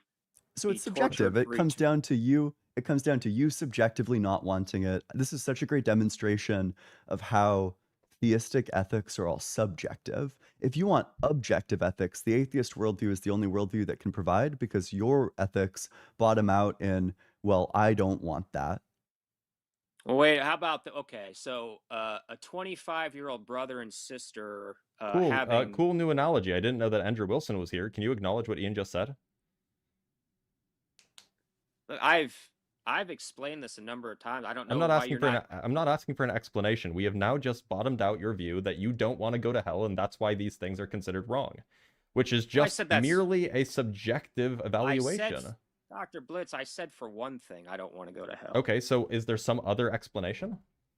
Something, Yeah, something that's I don't not wanna be in- subjective? I don't want to be in a psychological hell of guilt. Okay, so that's subjective. I What don't you want to want? be in a physical prison either. Yep, it's more what you want. So it sounds like it's completely subjective. But if I was in Iraq, I wouldn't marry a 9-year-old girl either, even if it was legal, because it's apparently wrong because not it's according to sick the not according to the subjective ethics that you've espoused. According to the subjective ethics that you've espoused, if you wanted it, then you would do it. Yeah, it certainly seems like they want to do it. They do want to do it. Now, I don't know if they want to do it because, well, maybe they don't know how bad it is. Maybe they're not enlightened enough to know how bad it is for the young girl. Maybe they don't care. I don't know. I would imagine they come to their worldview probably by the teachings of Islam and Muhammad, where he married like a 6-year-old or some shit, right? That's how they got there. Who knows? But it seems like you don't know. It seems like you don't know why it's wrong. Yeah. At least not objectively. Not objectively, of course. I've given you several answers. Yeah, they're all subjective, of course. Yeah, it's just stuff that you want. Well, isn't everything if your I ethics, say? If your ethics bottom out in I want this thing, then it's subjective. That's why my ethics bottom out in there is a logical contradiction with not viewing people in this way, with not ascribing rights to other people. There is a logical contradiction. But again, they're you have to use force to have your rights. Nope. You don't. Ian, how many hours of Andrew Wilson do you think that this guy's watched? I don't know, man. Too many. Gosh, I think the Force Doctrine is so much fun because it's like obvious nonsense gibberish. It's confusing, like descriptive versus normative, and it also conflates moral rights and like legal rights. So it also pivots away from the ethical discussion to like a pragmatic one. I do like Andrew Wilson. We disagree on we would have never guessed. Well, I disagree with it. He's actually I think he's a real good guy. He was actually I corresponded him with a little bit on X. He was nice enough to respond. We disagree on AB. I'm pro-choice. Based? Yeah, Andrew Wilson. Yeah, but Andrew Wilson is good guy. But I don't know if I'd go that far, but yeah, I would actually go in the opposite direction, but I don't know why I have to. I don't know why I have to just. I'm repeating myself over and over again. Why marrying a 9-year-old is wrong. I don't know why I wasn't clear on it. Look, we understand your view. It just sounds like your view is you don't want to go to hell, you don't want to go to jail, you don't want to feel guilty. That's the end of the road for you. Well, I have no desire to do it either. Correct. Yeah. Yeah. So So there you go. It's subjective. all subjective. It's based off what you Well, want. wouldn't anything that you ask me would be subjective from me, right? Because No. So that's what this is the importance of the Kantian moral project. The Kantian moral project gives a very clear framework for how you could have objective ethics, and it's by demonstrating that there's a contradiction in the rejection of specific ethical principles. That what the argument I gave you earlier seeks to demonstrate is that there is a contradiction in not ascribing to everybody a right to freedom and well-being, at least a prima facie one. Otherwise, you're committed to the contradiction that agency is both sufficient and insufficient for the right to freedom and well-being. Well, but I mean, are you still disagreeing with me that you're? I guess we've been over this with but ultimately, though, your rights are guaranteed by an appeal to authority or This an is a appeal to pivot. force. This is a pivot away Not a from pivot, ethics Ian. to pragmatism. You're equivocating between moral rights, which are going to hold even if somebody violates them. Somebody could violate your moral rights, and that person would be wrong. Even if it was legal to violate your moral rights, if you have moral rights and somebody violates them, it's wrong. That's Well, the let me thing try about this moral one. rights. Let me try this one. I just want to. Is Yeah. incest between two adults wrong? Yeah, I think the so. Andrew Wilson pivot. The Andrew Wilson pivot. Okay, here I'll try another one if you don't. I've had affairs with married women. Is that wrong? Do I have a choice on that? Is everyone consenting involved, or like is the partner consenting to this? Well, her husband didn't know, if that's what you're asking. Oh no, that's wrong. Yeah, I would say that's wrong. So it's wrong. It would be okay if her husband knew. If her husband knew and approved, then sure.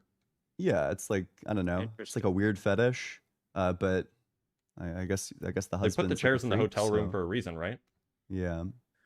Well, so okay, so how about me liking to drink gin a lot? Is that morally wrong?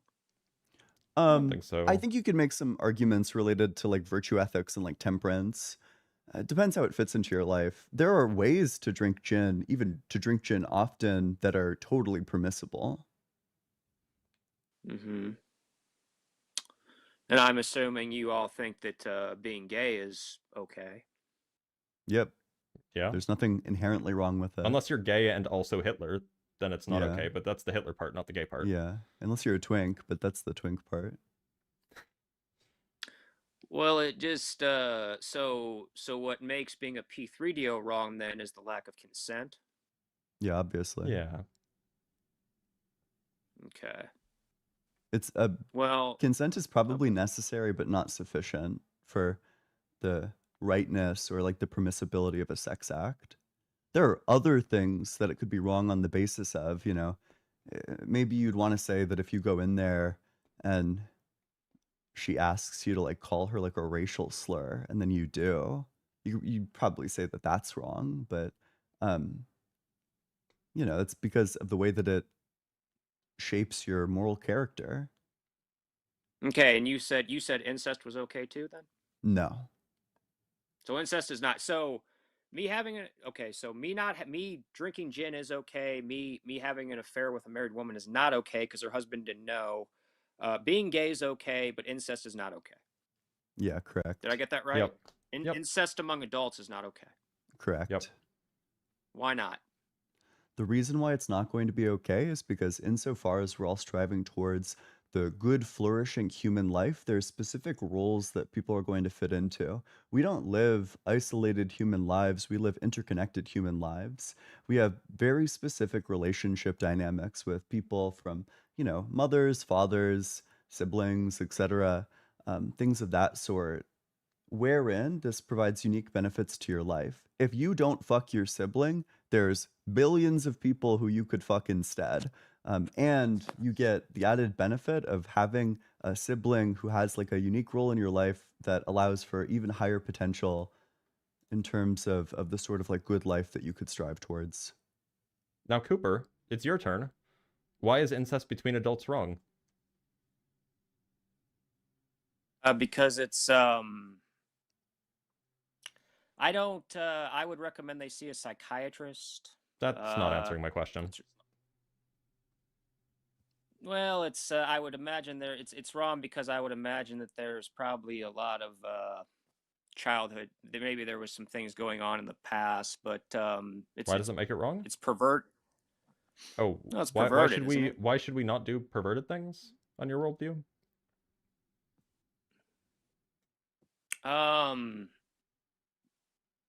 Because it's why should we not do perverted things? Like, so adults having incest, well, I do think it's wrong. Same way I would think homosexuality is wrong. Yeah, but you're But not giving me why? the reason. Wait, like why is it wrong to be gay? No, force him on the incest thing. Okay, sure. He asked the question. He gets to answer it now. Why is it wrong? You said it's same as the reason why being gay is wrong. So why is it wrong? That's not actually giving us a reason. Well, it's a deviation from the norm, and, Why is that also wrong? too from a biological, from an evolutionary perspective, libido comes from reproduction.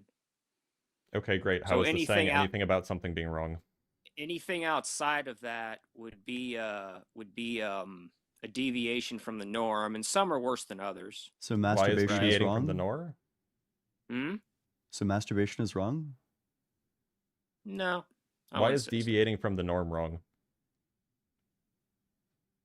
Because I know that the reason I'm attracted to women is because I believe in evolution, right? And I'm attracted to women because from an evolutionary, that's where libido comes from. That didn't answer my question at all. You just talked about why you think that you're attracted to women. That doesn't explain why it is wrong to do perverted things. Why is it morally bad? Why is it wrong? Well, because it would be using the drive for something other than it was intended. And why is that bad? Why is that wrong? Well, it's wrong because it's not what it was intended for. Why is using things for unintended purposes wrong? Why is using things for unintended purposes wrong? Well, like, would you say it's wrong, for example, to, I don't know, write with your foot? I suppose people have learned to do that. Yeah, but is that wrong? Like, it's not what's intended. Ian, foot pics? It's not, it's using the I hate faculty that you can do in this, a way. by the way. This is awful. It's using the faculty in a way that it wasn't intended. I'm definitely for. hiding your video. Well, I mean, Dr. Blitz, like, to answer your question from in the incest example, if it was a male and female, like brother and sister, there would be a problem with the child. There'd be a genetic. Why is it potential wrong? for genetic deformities. Why is We're that in wrong? agreement on that, right? Yeah, why is it wrong? Why is it wrong to have offspring with genetic deformities? Yep, why is it wrong? Yeah, on your Why view. is that wrong? On your view. Well, there's going to, well, it's going to cause a lot of problems for society, right? Okay, why is it wrong to cause a lot of problems for society? Child would probably. Why is it wrong to cause a lot of problems for society? It seems pretty self-evident, doesn't it? Oh, okay. So you don't have an answer. Got it. Yeah, that's the problem, Well, wait right? a minute Like here. ethics is difficult. You should read up on this before you try to make like ethical arguments. This is why Andrew Wilson loses every single debate he has with a competent ethical philosopher. True. Or even anybody who's mildly read up on ethics. Bro, did you see the debate between Andrew and Divinity? What a Oh no, bloodbath, does that dude. exist? Yeah, between Andrew Wilson and like Liam, who's Please DM it to me. It'll be hilarious. Liam's like a libertarian guy, but man. Well, to me, these things seem pretty self-evident. I'm sure they do. That sounds like a subjective assessment. Oh well, it seems true. You think that having a bunch of children with the genetic deformities is like a good thing for society? That's a deflection. The question was about your view. No, it's not a deflection. That's a direct impact of you asked me why I thought it was wrong. We're asking on your view. Why is it wrong? On your view. I just told you. Because it seems wrong. I told you why. It's self-evident is what it seems to bottom out in. So, well, let me just try this one, okay? Like, you all think that being gay is not wrong, so you think it's right. So, do you think every adult I under think it's over morally 18? neutral. Okay, so should every adult over age 18 try a gay experience at least once, according to you? No, not No. necessarily. Why not? If there's nothing wrong with it. Because If they I don't think want to, that, then they don't have well, to. yeah, like you shouldn't force yourself into scenarios, I especially didn't say you ones had to where force them. you're I just gonna say, get like no, would you not unless suggest you it? have like a desire to. I think everybody who has like a desire and an interest, like they're permitted to do it. You know, if that's what they want to do, go for it. But If if you don't there's want nothing to, then wrong, don't. if there's nothing wrong with it, I'm not saying anything about forcing. If there's nothing wrong with it, why don't you encourage every 18-year-old and over to have at least one gay experience if you don't think there's anything wrong with it? Because not all of them are gay. Not all of them even want to do this. Okay, again, there's nothing about force. You're just making a I'm happy suggestion. to say to every 18-year-old, if it's something you're interested in, you should try gay sex. Yeah. Like I Happy just to don't say know that, why I like, would yeah. it's kind of weird to say, you know, you should do this if you have no interest in doing this. You know, sex is a very personal thing. I mean, you understand, like, this is what queer theory is, right? The queer theory I is have a just feeling that you basically have anything. no clue what queer theory is. Oh, I know what queer theory is, Dr. Blitz. Do you? Really? Name Yeah, two it's authors. challenging Judith Butler and Gail Rubin. Gail Rubin. Sedgwick. I think that's her name. I know Judith Butler's wrong. Excuse me. I Well, know yeah, Judith everybody Butler knows is Judith Butler. Yeah. And Foucault was a pioneer in Yeah, queer theory. Continental Slop. This is why I hate Continental Phil. Among other checks out. reasons. I think the lady's name is Gail Rubin. There's a Sedgwick lady too. So there's a few authors for you. Okay. Sure. And you've read them. You've read them presumably, yeah. Queer theory is I watch documentaries more, but yeah, by those authors. No, I watch like I've heard Judith Butler give some talks. Yeah. You don't like Judith Butler? No, she's fucking terrible. She's destroying Oh. Western civilization. Oh. This is what you people on the left are doing. You're destroying Western civilization. What do you mean, Damn, you you people? You're subverting it. Damn, you got a critique of Judith left. Butler? The left, the postmodernists, the Frankfurt School, Hollywood. And I know it's ironic I'm a Zionist. But do you have, I'm pretty do you sure have a critique of Judith Butler? Judith Butler got into some hot water Ian, after October 7th. Ian, what did Judith Butler say about incest, Ian? I have no idea. Well, you should look it up before. She said something like there's circumstances where I'm paraphrasing, but something like there's circumstances where it's not such a bad thing. But do you have like Go ahead, a look it up. critique of like her metaphysics of gender? Because I think that's like the thing that she's more well known on. Look, you all have this worldview on the left. You think, and to be clear, race and I gender should be pretty clear about this. I think Judith Butler is like flat wrong on like most of her stuff. I agree with like I agree with like a good amount of her conclusions, but I think her reasoning process is gibberish. She represents like a strain of continental philosophy and continental thinkers that I think produce essentially slop. But okay, so I just think that it's like probably worth more engagement than like some right-wing documentary. Or listening to, Andrew Wilson and Jay Dyer on a podcast, right? Hey, look, man, you all have this worldview. You think that race and gender are socially constructed. You think that, Obviously true, men by the can way. become women. Yep, obviously true that these are social constructs, but okay. No, Look, at least we Doctor. don't have subjective morality. At least we don't just have to They're rely on our feelings to biological. at least we don't have to rely on our feelings to figure out why it's wrong to have sex with a 9-year-old. How would you explain the fact that in not what I different said, Dr. societies Blitz. they That's had a different mischaracterization. conceptions of gender? Like what sort of facts would you appeal to try to demonstrate to societies with third genders that they were mistaken about their third genders? Well, there are rare exceptions of intersex, but when I was born, the doctor said it's a boy. I have a Johnson. This is okay. Look, These people aren't intersex. we to on be the clear. right, we think you all are crazy. Do you understand this? Oh, I just gosh, he has no answer. How are you gonna get spawned? I just answered you. You absolutely didn't. What do you think the question I said there was? are rare exceptions of intersex, but when I was born, the doctor said it's a boy. Anatomy. people are not intersex. Ian, does The anatomy third have gender anything to people are do not intersex. with who's a man or Sir. woman?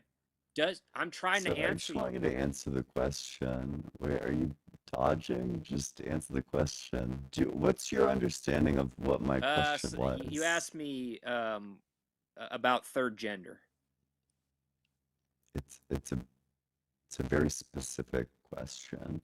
There are lots, Shay, and the majority of people in that third gender category were not men, explicitly not men, but they were assigned male at birth, and they presented in ways that would have been in their society considered.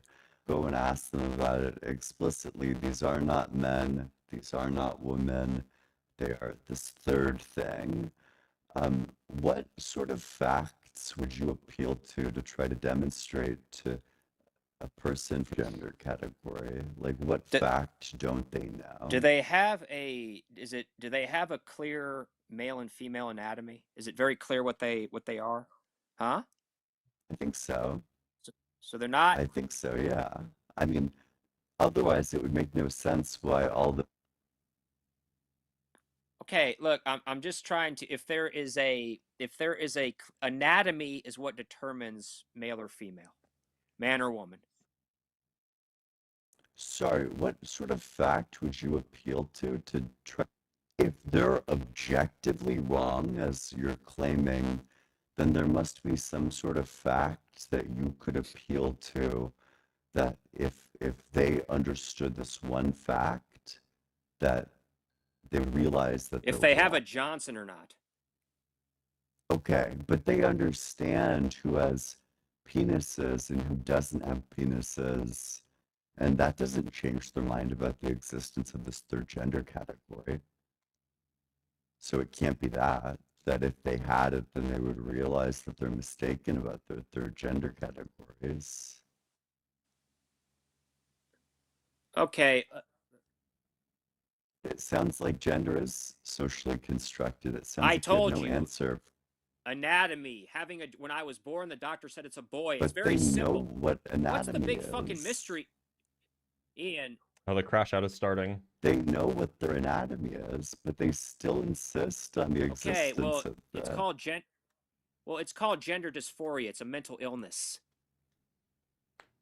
I don't think all Mushe people have gender dysphoria. In fact, I don't even know if any of them do. Okay, look, man, I don't know.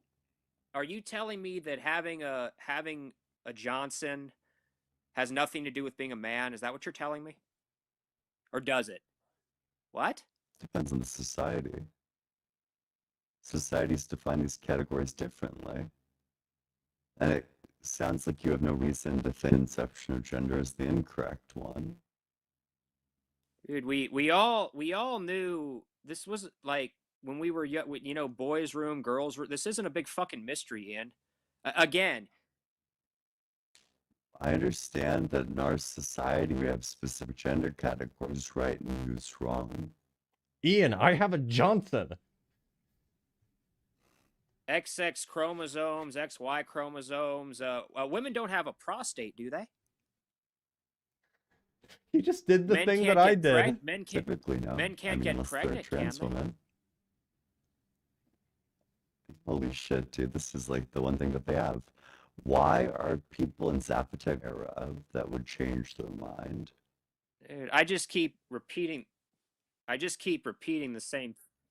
Do you think that there's a contradiction in their view about gender categories? To me, it's very clear to me that dodge in 99.999% of cases, if the anatomy is clear. Duck. Well, there's no dodging. Dodge. I'm trying to answer you. Don't You answer asked me what they're. Do you think that there's a contradiction? Yes, I do. I've view explained of the this. gender What's the contradiction? The contradiction is men, with the rare exceptions of intersex, anatomy is what determines gender and sex. Oh, but that's not their view. They don't grant that anatomy determines that. So is there a contradiction in denying that anatomy determines that? Is there a contradiction? No, man, this is very simple. I don't know, but this is postmodernism. It's a Is there a contradiction or is there not a contradiction? yeah, if they have a Johnson, they're not a woman. I don't know how else more clear I can make If he this. just repeats the assertion, What do then you it's think true. do you think that answers the question? I'm just asking. So, okay, they believe both anatomy determines gender categories, but also anatomy does not determine gender categories. But they don't think anatomy determines gender categories. They deny that. So is it an objective otherwise? Dude, I don't. By the way, if you don't have an answer for this, it just follows that it's socially constructed. Dude, it's not. This is why we think you're crazy, man. Okay, well, this is why I think that you guys are full of shit, because I ask you this basic question, you have nothing. You can give no explanation, no argument, no piece of evidence that would suggest that these people are in some way mistaken. I told you they have gender dysphoria. They have Not a mental necessarily. illness. No, but I don't know if Mouche people have gender dysphoria. I don't think that's true. Look, if the way gender dysphoria would be not wanting to accept a person's assigned sex at birth. So again, if they have male or female anatomy, there's like two major things wrong about that. The first, all trans people will tell you straight up what their assigned sex at birth was. Otherwise, if they, for example, if a trans woman wasn't assigned male at birth, then she would just be a cis woman. If a trans woman were assigned female at birth, well, that's just a cis woman. So all trans people, their identity is going to be based on the sex they were assigned at birth. They're not rejecting that. And second, I mean, it's a question not of sex, but of gender. What percentage of people of Gen Zers do you think are suffering from social contagion? John Stone, if that's your real name. How about this? How about you explain? We're going to give you, 3 minutes uninterrupted to explain exactly what it is, exactly what the contradiction is in the Zapotec culture's view, keeping in mind that you have to find two things that the Zapotec culture believes culturally that are mutually in contradiction with one another. I'll give you 3 minutes to answer the question. Fair enough? I know the Zapotec culture. Where is that exactly? He had no idea. That's funny. It's in Mexico, by the way. Yeah, I mean, it's pretty like a mildly educated person should be able to guess that, right? True. Anyway, we have some super chats to read. So let's get on that. From Slightly Agnostic with the 5 pounds, the lava lamp moves in mysterious blobs. Do not question the blobs. The blobs have a plan. They do. They determine our, what is it called? The encryption that Cloudflare uses. From Bacon and Bush with the $5, no one can adequately explain why Joshua judges Ruth. I'm the first person to make that joke and I demand royalties. I don't get it. Do you get it, Ian? Oh, it's the order of the books. Oh, okay. Okay. Is it, I'm picking up what you're putting down. Maybe that's what it is. I have no idea. Could be. It's at least the names of books. From Chogetsu with the €2. Much love to Justin. Rock hard for dog. Yes, Justin had to take a leave of absence, but Justin will be back. From Philo Dragon with the $5. Okay, Gensis, Extus, Levkis, Deuteronomy. He did definitely say those things. From Roy Williams with the $2. Just send in a big old heart, which we appreciate. From Babs Barrett with the £2. Bloody Sheets, CSI Palestine, BCE. Honestly, I wouldn't put it beyond, what is it, TNT, to make that show. Seriously. From Kelly Share with the $10. One of my favorite shows, thanks. Ian, Hey, I think that was directed thanks so much. Appreciate you. From Catholic Thinker with the $5, on the miracles. 1, the church doesn't use them as proof of her claims, even if apologists do. 2, if it truly is God, they want it to be reverent. I don't know what the second fair. One means. I think what they're saying is that they don't want like a secular person to be handling something that's like actually the flesh of God. That makes sense, but then there just becomes like a pretty big evidential barrier. Yeah. Like, surely they Steve- can find like more intellectually honest Catholics to handle the tissue than that. Yeah. From Steve Gear with the $5, did he say penile substitution? Go Peggy.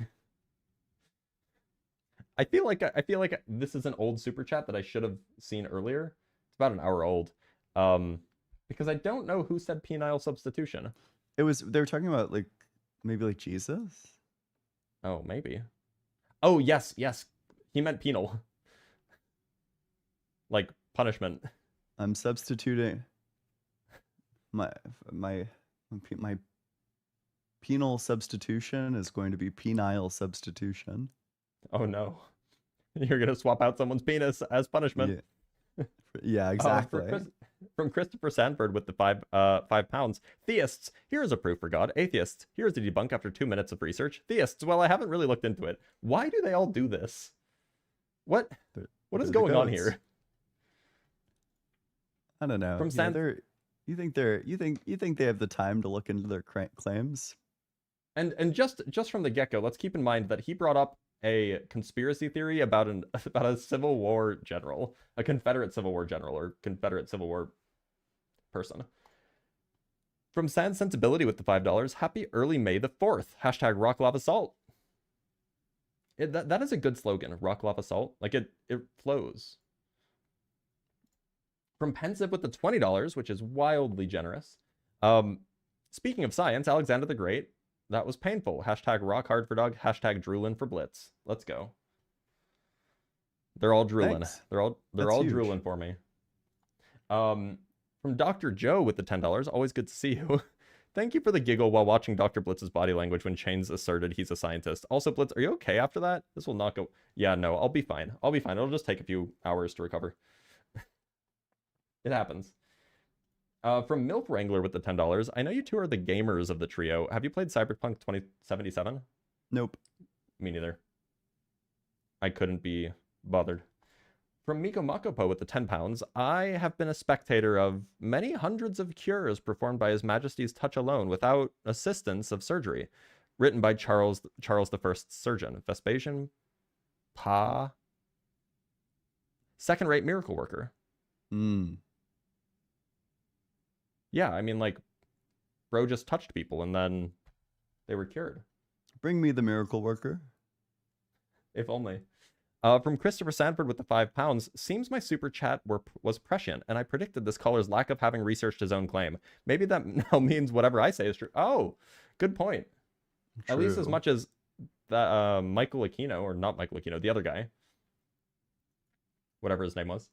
From Kane Malice with the $2, I am the light bringer.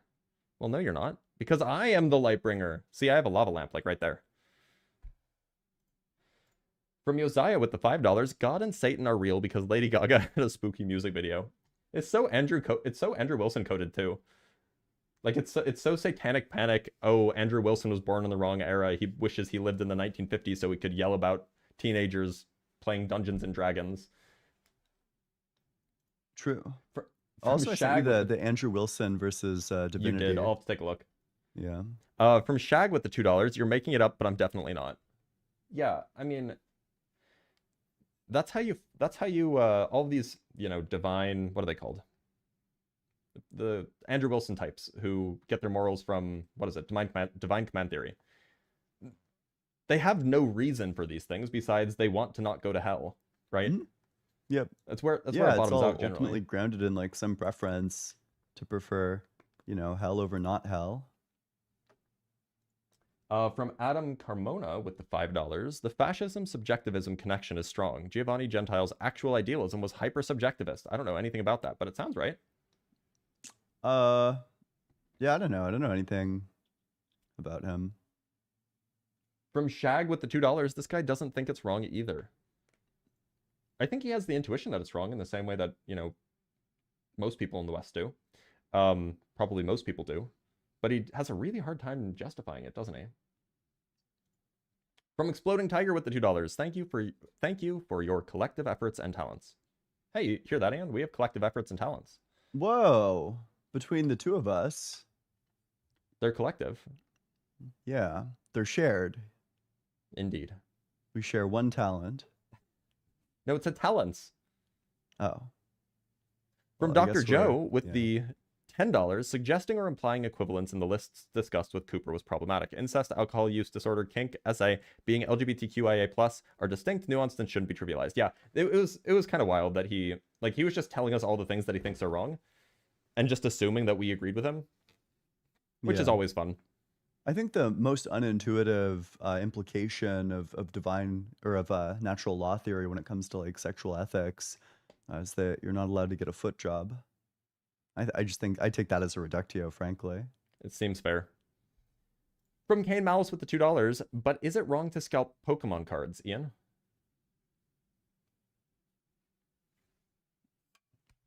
I don't know. In a capitalist society where we judge our wealth by the value that we ascribe to material being, I think wrong. probably what seems like true to me, because Pokemon cards are like a thing that are a source of entertainment. I think under the Gowerthian framework, you'd probably want to say that people have permission rights to Pokemon cards. You're free to pursue Pokemon cards, but you don't have like an entitlement to them in the same way that like if you're in a race, you know, you're free to run the race, but you're not entitled to win. Yeah, but you're hurting children. They get so sad. Yeah. I mean, you know, it's a skill issue. But I You heard think it here first, virtue folks. I think that's probably what Gowerth wants to say. And then I think the virtue ethicist would probably point to like the bad moral character that goes into a thing like this. Yeah, you do have to be a scumbag to steal Pokemon cards from kids and then upcharge them. Yeah, especially if you're doing shit like taking it out of their cart or something. Like that definitely violates something like or actually no, okay, if you're doing it depends on the sort of actions that you're doing. If you're doing something like taking it out of somebody's cart, that's definitely not universalizable. That would fail like Gowerth's test. Like you couldn't claim the right to have Pokemon cards if you're like stealing other people's Pokemon cards, because then you'd have to both say that they don't have that right and that you do. So agency would be sufficient for having the right to Pokemon cards and not having the right to Pokemon cards. So that would fail a universalizability test. Yeah, so yeah. Reverend Nate with the 5 Canuck bucks. Cooper has severe windburn from the point going right past him over and over.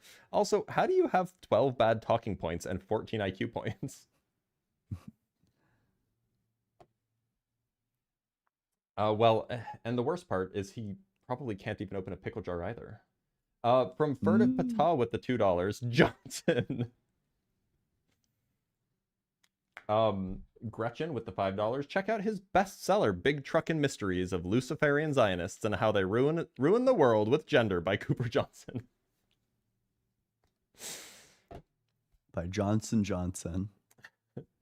By John Johnson. From the Rabbit Squirrel Sage with the $2. All hail the emissary of the lava lamp. Click clack. Click clack. And from Space Lord of 75 with $2, our last super chat of the day. You guys played Slay the Spire? Hooked here. I have not. No. Is it good? Look, people keep on talking about it. Maybe I should. That's what I've heard. Look, Ian, do you have anything going on today? Are you doing anything? Like, you gonna be gonna go live or anything? All right. Well, I don't either. So everybody, make sure that you go watch Dalton. I think Dalton's live. That's the Bible guy. Sure. So everybody go there. I don't know where. Somewhere in cyberspace. Go there. Anyway, goodbye, everybody.